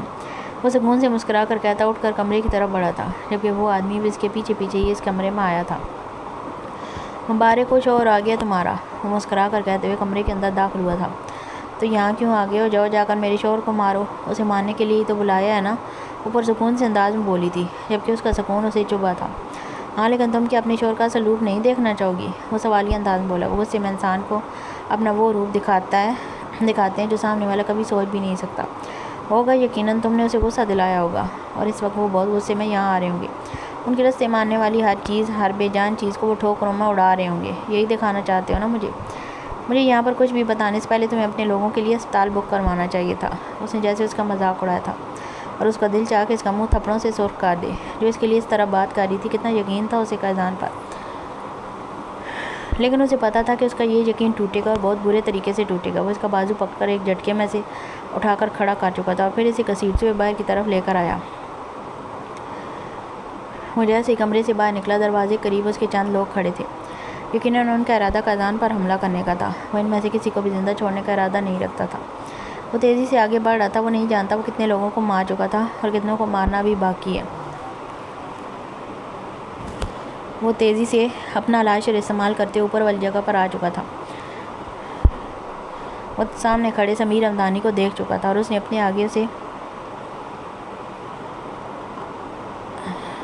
آگے سے سارے کے طور پر کھڑا کیا تھا۔ اس کی آنکھیں بند تھیں۔ ہر بار کی طرح ایک ہی نظر میں اس نے پورے منظر کو نوٹ کیا تھا اور پھر سے لاشر کا استعمال کرتے تیزی سے آگے بڑھا تھا۔ اس کی مرہم بالکل ٹھیک تھی، اس لیے اتنا ہی کافی تھا۔ سمیر ہمدانی نے اگلے لمحے اس کی آنکھیں کھول دی تھیں۔ پٹی آنکھوں سے ہٹتے اس کی آنکھ کے سامنے ایک لمحے کے لیے اندھیرا چھایا تھا، پھر اس کے بعد سرخی سے چھا گئی خون کی سرخی۔ وہ تیزی سے آگے بڑھتا شخص کوئی اور نہیں بلکہ اس کا قازان تھا، جو بنا کسی کی جان کی پرواہ کیے تیزی سے قدم اٹھاتے ہوئے آگے آ رہا تھا۔ اس کے ہاتھ میں جو بھی آ رہا تھا اس کے راستے میں جو بھی آ رہا تھا وہ اسے ایک ہی لمحے میں مٹا رہا تھا، اور اسے پرواہ نہ تھی کہ کوئی مار رہا ہے یا کوئی ڈیر ہے۔ کسی کا ہاتھ کاٹ رہا ہے تو کسی کا بازو اس کے درد سے الگ ہو چکا ہے، کسی کی گردن نے اس کا ساتھ چھوڑ دیا، اسے کسی چیز کی پرواہ نہ تھی۔ وہ بس قدم آگے کی طرف بڑھا رہا تھا۔ اس کی نگاہیں سامنے مرہم پر جمی ہوئی تھی، جب اچانک اس نے وہ لاشر اپنے ہاتھ سے چھوڑ کر اس کی طرف پھینکا تھا۔ مرہم کو لگا جیسے وہ اسی کو لگے گا۔ اس کی سانس ایک لمحے کے لیے رک گئی تھی، جبکہ سمیر ہمدانی ایک جھٹکے سے پیچھے کی طرف گرا تھا۔ جبکہ وہ تیزی سے قدم اٹھاتا مرہم کے پاس آیا اور اس کے حواس کھوتے وجود کو اپنے باؤں میں سمیٹ لیا۔ اسے ہوش آیا تو اس نے اپنے آپ کو اسپتال کے ایک بند کمرے میں پایا تھا۔ ہر طرف خاموشی چھائی تھی، نہ جانے وہ کہاں تھی۔ اس کے پاس ایک نرس بیٹھی تھی جو کہ سیاہ فام تھی۔ اس نے آج سے پہلے اس نرس کو نہیں دیکھا تھا اور نہ ہی اسپتال کے اس کمرے کو۔ اسے کڈنیپ کیا گیا تھا۔ وہ کوئی آدمی تھا جو اسے قازان کے باپ کے بارے میں بتا رہا تھا، پھر وہ قازان کا اصل روپ اسے دکھانا چاہتا تھا، اور اس نے دیکھا تھا قازان کا وہ روپ جس میں وہ آنکھوں کے سامنے نہ جانے کتنی لاشیں گراتا چلا گیا تھا، اور وہ اس کی طرف آ رہا تھا اور اس کے اندر خوف نے سر اٹھانا شروع کر دیا تھا۔ وہ جس طرح انسانوں کو کاٹ رہا تھا شاید کوئی جانوروں کو بھی ذبح نہ کرتا ہوگا۔ کیا حالت تھی ان لوگوں کی، وہ شاید کبھی دوسری دفعہ یہ منظر نہیں دیکھنا چاہتی تھی۔ اس نے آج تک ٹی وی پر بھی کبھی ایسی مار دھار والی خون خرابی والی فلم نہیں دیکھی تھی، کیونکہ ایسی چیزوں سے خوف آتا تھا، لیکن وہ نہیں جانتی تھی اس کی زندگی ہی ایسی چیزوں کے ساتھ جڑ جائے گی۔ وہ جانتی تھی ایک نہ ایک دن قازان کا یہ روپ اسے دیکھنے کو ملے گا۔ وہ اپنے آپ کو مینٹلی طور پر تیار کر چکی تھی۔ وہ جانتی تھی یہ سب کچھ آسان نہیں ہے، اس کی آنے والی زندگی آسان نہیں ہے۔ وہ ایک گینگسٹر کی بیوی ہے، اور جس طرح اسے مصر کا سب سے خطرناک ترین گینگسٹر کہا جاتا تھا، وہ جانتی تھی خطرناک کا کیا مطلب ہے۔ اسے بہت اچھے طریقے سے اندازہ تھا کہ اس کی زندگی میں آگے کون کون سے موڑ آنے والے ہیں، لیکن قازان کا یہ روپ دیکھنے کو ملے گا اس نے نہیں سوچا تھا۔ یہ نہیں تھا کہ اسے اندازہ نہیں تھا، ہاں، لیکن وہ اپنے قازان کو اس روپ میں قبول بھی نہیں کر پا رہی تھی۔ اس کے اندر ایک خوف سا چھایا ہوا تھا۔ اس نے آہستہ سے واپس تکیے پر سر رکھتے ہوئے آنکھیں بند کر لی تھی، جیسے یہ سب کچھ ایک برے خواب کی طرح یہیں پر ختم ہو جائے گا۔ لیکن وہ جانتی تھی کہ یہ جو اس نے آج اپنی آنکھوں سے دیکھا ہے وہ حقیقت کبھی بدل نہیں سکتی، اور اسے اسی حقیقت کے ساتھ قازان کو قبول کرنا تھا۔ وہ کمرے میں آیا تو مرہم کو بیڈ پر لیٹے ہوئے پایا تھا، جبکہ اسے کمرے میں آتے دیکھ مرہم نے فوراً اپنی آنکھیں بند کر لی تھی۔ اس نے مرہم کو ایسا کرتے دیکھ لیا تھا، لیکن وہ بنا اسے کسی بھی طرح کا تاثر دیے اس کے پاس آ کر بیٹھ گیا تھا۔ نرس وہیں ایک سائڈ پر بیٹھی ہوئی تھی۔ اسے آتے دیکھ کر اس نے کھڑے ہوتے ہوئے اسے گڈ ایوننگ وش کیا تھا اور مسکرا کر دوبارہ اپنی جگہ سنبھال چکی تھی۔ وہ اسے صرف گردن ہلا کر جواب دیتا اپنی مرہم کی طرف متوجہ ہو گیا تھا۔ اس نے اپنا ہاتھ مرہم کے ماتھے پر رکھا تھا۔ کل رات اسے بہت تیز بخار تھا، لیکن اب اس کا بخار اتر چکا تھا۔ ڈاکٹر نے کہا تھا وہ کسی گہرے صدمے کے زیر اثر ہے۔ یقیناً صدمہ تو اسے ہونا ہی تھا اپنے قازان کا یہ روپ دیکھ کر۔ وہ خوش تو نہیں ہو سکتی تھی۔ وہ جانتا تھا کہ اس کا اصل روپ اسے کسی نہ کسی برے وقت سے گزرنے پر مجبور کر دے گا، لیکن اسے یقین تھا کہ وہ اپنی محبت اور چاہت سے سب کچھ ٹھیک کر دے گا۔ مرہم میری جان، میرا بچہ، آنکھیں کھولو۔ اس نے آہستہ آہستہ اس کے بالوں کو سہلایا تھا، جبکہ وہ اس کی پکار پر بھی آنکھیں نہیں کھول رہی تھی۔ اس نے دوبارہ کوشش کی، مرہم میری جان پلیز اپنی آنکھیں کھولو۔ اس نے بہت محبت سے اسے کہا تھا، لیکن اسے اب بھی دوسری طرف سے کوئی جواب نہ ملا۔ مرہم میرا بچہ پلیز آنکھیں کھولو، اس طرح سے کیوں کر رہی ہو تم؟ اس نے ایک دفعہ پھر سے بھرپور چاہت سے اسے پکارا تھا۔ وہ سو رہی ہیں، آپ انہیں بار بار مت پکاریں، نیند ٹوٹے گی تو وہ ڈسٹرب ہوں گی، نرس نے پیچھے سے انگلش زبان میں کہتے ہوئے اسے سمجھانے کی کوشش کی تھی۔ اس نے ایک نظر موڑ کر اس نرس کو دیکھا تھا جو بہت خوش اخلاقی سے بات کر رہی تھی۔ اس نے صرف ہاں میں سر ہلایا۔ ناراض ہو مجھ سے؟ بات نہیں کرنا چاہتی؟ کوئی بات نہیں، میں تمہیں منا لوں گا۔ میں جانتا ہوں تم جاگ رہی ہو، میرے کمرے میں آتے ہی تم نے آنکھیں بند کر لی تاکہ مجھ پر یہ ثابت کر سکو کہ تم سو رہی ہو۔ تم ایسا کیوں کر رہی ہو یہ تو میں نہیں جانتا، لیکن تم اچھا نہیں کر رہی یوں اپنے قازان کو تڑپا کر۔ تم جانتی ہو نا میں تم سے بات کیے بغیر نہیں رہ پاتا، پھر بھی یوں آنکھیں بند کر گئی ہو۔ دیکھو جو کچھ بھی ہوا ہے اسے میں دوبارہ دہرانا نہیں چاہتا، ہاں بس اتنا کہنا چاہتا ہوں کہ تم میری زندگی ہو۔ مرہم تمہارے لیے میں کچھ بھی کر سکتا ہوں، کسی کی جان لینا تو بہت معمولی سی بات ہے۔ اچھا اب میں تمہیں ڈسٹرب نہیں کرتا، باہر جا رہا ہوں، واپسی کی تیاری کرنی ہے۔ ڈاکٹر نے کہا ہے کہ اب تم بالکل ٹھیک ہو اور سفر کے قابل ہو، اس لیے ہم واپس جا رہے ہیں۔ وہ اس کے پاس سے اٹھتا ہوا اس کے ماتھے پر جھکا تھا اور وہاں اپنا شدت سے بھرپور لمس چھوڑتے ہوئے وہ اسے یوں ہی لیٹا چھوڑ کر باہر نکل گیا۔ اس کے جاتے ہی اس نے اپنی آنکھیں کھول دی تھیں۔ نرس نے اسے جاگتے ہوئے دیکھا تھا لیکن بولی کچھ بھی نہیں۔ شاید وہ کسی کے پرسنلز میں نہیں پڑھنا چاہتی تھی۔ کیا ہوا قیضان صاحب، ٹھیک تو ہے؟ مرم کیسی ہے؟ اس نے تم سے بات کی کہ ان سب چیزوں کو اس نے ضرورت سے زیادہ سر پر تو نہیں سوار کر لیا؟ تم بھی تو بالکل ہی ہوش گوا بیٹھے تھے۔ تمہیں پتہ ہے تم نے وہاں کیا کیا کی ہے؟ تمہیں اندازہ بھی ہے کہ تم مرم کے سامنے نہ جانے کتنے لوگوں کی لاشیں گرا چکے تھے؟ تم نے کہا تھا کہ تم اپنا یہ روح کبھی مرم کے سامنے نہیں لانا چاہتے، اسے نہیں بتانا چاہتے کہ تمہاری حقیقت کیا ہے، لیکن تم نے خود ہی اپنے ہاتھوں سے سب کچھ برباد کر دیا۔ میں سمجھ نہیں پا رہا تھا کہ تم یہ سب کچھ کیوں کر رہے ہو۔ میں نے کئی دفعہ تمہیں روکنے کی کوشش کی، تمہیں بتانے کی کوشش کی کہ مرم تمہیں دیکھ رہی ہے، لیکن تم نے تو جیسے کسی کی سنی ہی نہیں تھی۔ وہاں پر تم نے کسی ایک کو بھی زندہ نہیں چھوڑا۔ اور تمہیں پتہ ہے تم نے سمیر رمضانی کے ساتھ کیا کیا ہے؟ کیا وہ نہ جانے کیا کیا بولنے والا تھا؟ جب قیضان نے اس کی بات کاٹتے پوچھا، تم نے اس کے چہرے پر الاشر مارا۔ مجھے نہیں پتا اس کے چہرے کی ہڈی بھی سلامت رہی ہوگی یا نہیں، وہ زندہ ہے یا مر گیا اندازہ نہیں ہے۔ ہاں لیکن اس کا ایک آدمی تھا سبیل نامی، وہ اسے وہاں سے اٹھا کر بھاگ گیا ہے۔ کچھ کہا نہیں جا سکتا کہ وہ زندہ ہوگا یا مر چکا ہوگا، لیکن اس کی حالت بہت خراب ہے۔ کم از کم اپنا چہرہ کبھی آئینے کے سامنے دیکھ نہیں پائے گا۔ اگر قسمت سے زندہ بچ گیا تو بھی، رسل پریشانی سے بتا رہا تھا۔ رسل میں نہیں جانتا میں وہاں کیا کیا کر کے آیا ہوں، لیکن مجھے کسی چیز کا ہوش نہیں تھا سوائے اس کے کہ ان لوگوں نے میری مرم کو وہاں اغوا کر کے رکھا ہے۔ ان لوگوں نے میری مرم کے ساتھ نہ جانے کیسا سلوک کیا ہوگا، نہ جانے اس سے کیا کیا کہا ہوگا۔ ایسا تو ہو نہیں سکتا کہ سمیر رمضانی کے ہاتھ میری کمزوری لگ جائے اور وہ اس سے میرے خلاف کرنے کی کوشش نہ کرے۔ میں یقین سے کہہ سکتا ہوں کہ سمیر رمضانی نے مرم سے ضرور کچھ نہ کچھ ایسا کہا ہے کہ وہ مجھ سے بدظن ہو گئی ہے۔ تم نہیں جانتے وہ مجھ سے بات نہیں کر رہی۔ میں کتنی دیر اس کے سامنے بیٹھا رہا، اسے پکارتا رہا، لیکن اس نے آنکھیں نہیں کھولی۔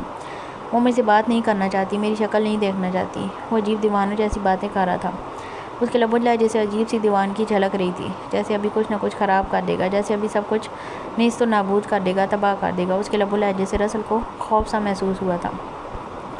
ریلیکس ہو جاؤ قیضان، وہ بلا تمہارے خلاف اسے کیا کہہ سکتا ہے؟ تمہارے بارے میں ایسا کچھ بھی چھپا ہوا نہیں ہے جو مرم کو پتہ چلنے سے وہ تم سے بدظن ہوگی۔ وہ اسے سمجھانے کی کوشش کر رہا تھا۔ ہے نا، ہے رسل، وہ میرے باپ کے بارے میں کچھ نہیں جانتی، وہ واج کاظمی کے بارے میں کچھ نہیں جانتی تھی، اور مجھے یقین ہے سمیر رمضانی نے اسے کچھ نہ کچھ اس کے بارے میں ضرور بتایا ہے۔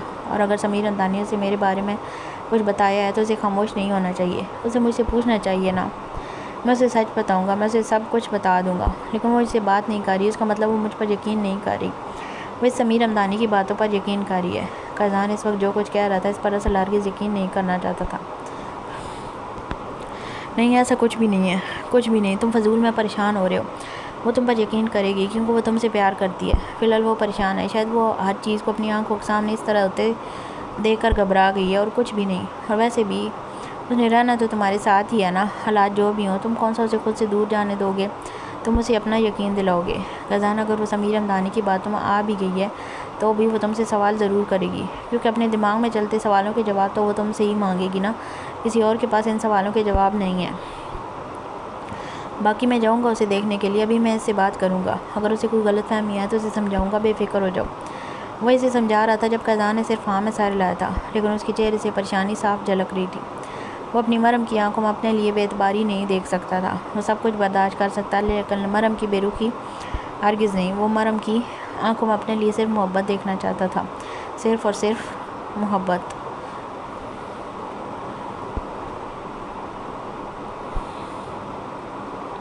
WO دوست، وہ مرم کو دیکھنے کے بعد دوسرے اسپتال آیا تھا جہاں کل سے W کو ایڈمٹ کیا ہوا تھا۔ اس نے جیسے ہی اندر قدم رکھا تو ڈاکٹر نے اسے خوشخبری سنائی کہ W کے اندر موجود اس نشے کا سارا زہر وہ لوگ نکال چکے ہیں، اور اب اس کا جانور بہت بہتر حالت میں ہے، لیکن ابھی تک وہ کچھ بول نہیں رہا۔ اس کی آنکھیں کھلی ہوئی ہیں، لیکن شاید وہ خود کو کسی انجان جگہ پر پا کر بالکل خاموش ہے۔ ڈاکٹر کی بات سمجھتے ہوئے تیزی سے اندر آیا تھا۔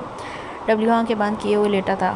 جب اس کے سر پر ہاتھ رکھتے ہوئے بولا تو W جیسے اس کی آواز پہچان گیا، آنکھیں کھولتے ہوئے اس پر چر رہا تھا، جبکہ اس کے اتنے پیارے سے انداز پر بھی وہ اس کے گرد اپنی باؤں کا آثار بناتا اسے کسی آدمی کی طرح اپنے ساتھ لگا چکا تھا۔ شکر ہے یہ کچھ ایکٹیو تو ہوا، ہمیں لگا شاید اب تک کوئی زہر کی مقدار اس کے اندر موجود ہے، تبھی یہ اتنا لیزی ہے، لیکن آپ کے آتے ہی یہ ایکٹیو ہو گیا۔ مجھے یقین ہے کہ یہ بالکل ٹھیک ہے، ڈاکٹر نے خوش ہوتے ہوئے اس سے کہا تھا۔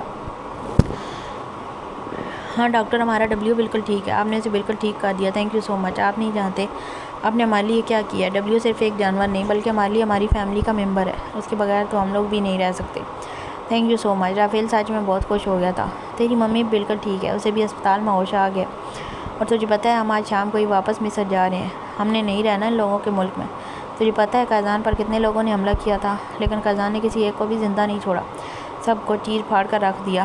آئے بڑے ہمارے قیزان پر حملہ کرنے والے۔ ایسے خبر ملی ہے کہ رسل نے بھی اچھے سے اپنے ہاتھ صاف کیے ہیں، لیکن میرے بھائی ہم دونوں کو موقع نہیں مل سکا۔ چل کوئی نہ، اگلے مشن میں ہم دونوں کو بھی یقیناً موقع مل ہی جائے گا، مجھے ہاتھ صاف کرنے کا اور تجھے دانت صاف کرنے کا۔ بلکہ تو کہاں دانت صاف کرتا ہے، تیرے دانت تو میں صاف کرتا ہوں۔ وہ اپنی بات پر الجھا تھا، جبکہ ڈبلیو اس کے ساتھ ساتھ چلتا اس کی باتوں سے لطف اندوز ہو رہا تھا۔ یقیناً وہ اسے اس کی ممی کے پاس لے کر جا رہا تھا، اور اس وقت وہ بھی سب سے پہلے اپنی ممی سے ہی ملنا چاہتا تھا۔ وہ کمرے میں آیا تو مریم جاگ رہی تھی۔ وہ مسکراتے ہوئے اس کے پاس آ کر بیٹھ گیا۔ اب کیسا محسوس کر رہی ہو تم؟ اس نے اس سے پوچھا تھا، جبکہ مریم نے صرف مسکرا کر ہاں میں سر لایا۔ رسل بھائی، کیا یہ سب کچھ زلیخا آنٹی نے کی ہے؟ وہ پریشانی سے پوچھنے لگی تھی۔ رسل انکار تو نہیں کر سکتا تھا، کیونکہ حقیقت یہی تھی کہ یہ سب کچھ زلیخا آنٹی نے ہی کیا تھا، اور اسے بھی اس بات کا افسوس تھا۔ اس نے صرف ہاں میں سر لا کر اس کے سامنے اس بات کی تصدیق کر دی تھی۔ اتنے دنوں سے اس کے ذہن میں صرف ایک ہی سوال جا رہا تھا کہ اسے یہاں تک پہنچانے والی زلیخا آنٹی تھی، کیونکہ اسے یہاں تک سونے سے پہلے زلیخا آنٹی نے اسے لا کر کھانا دیا تھا، اور اس کے بعد جب اسے ہوش آیا تھا وہ اس آدمی کی قید میں تھی، قیزان سے اتنی دور نہ جانے کون سے ملک میں تھی۔ اس کا قیزان اسے ڈھونڈتے ہوئے یہاں آ پہنچا تھا، اور وہ اسے ڈھونڈنے میں کامیاب ہو گیا تھا، اور اگر وہ کامیاب نہ ہوتا تو نہ جانے کیا ہوتا۔ اور پھر اس شخص کی باتیں کتنی عجیب تھیں، اسے اس کی کچھ باتیں سمجھ میں آئی تھیں، کچھ نہیں آئی تھیں۔ اس آدمی نے کہا تھا کہ وہ قیزان کے باپ کا منہ بولا بیٹا ہے، یعنی قیزان کا بھائی، اور پھر اس آدمی کا یہ بھی کہنا تھا کہ اس نے اپنے ہی باپ کا قتل کیا ہے۔ یقیناً اس کا باپ ایک برا انسان ہوگا، کیونکہ قیزان کبھی کسی اچھے انسان کو نہیں مار سکتا، چاہے کچھ بھی کیوں نہ ہو جائے۔ قیزان کبھی کسی اچھے انسان کے ساتھ غلط نہیں کر سکتا تھا، یقیناً وہ آدمی ہی برا تھا۔ اسے اپنے قیزان پر پورا یقین تھا، اور دنیا کی کوئی بھی طاقت اس کے قیزان کو ڈگمگانے پر مجبور نہیں کر سکتی تھی۔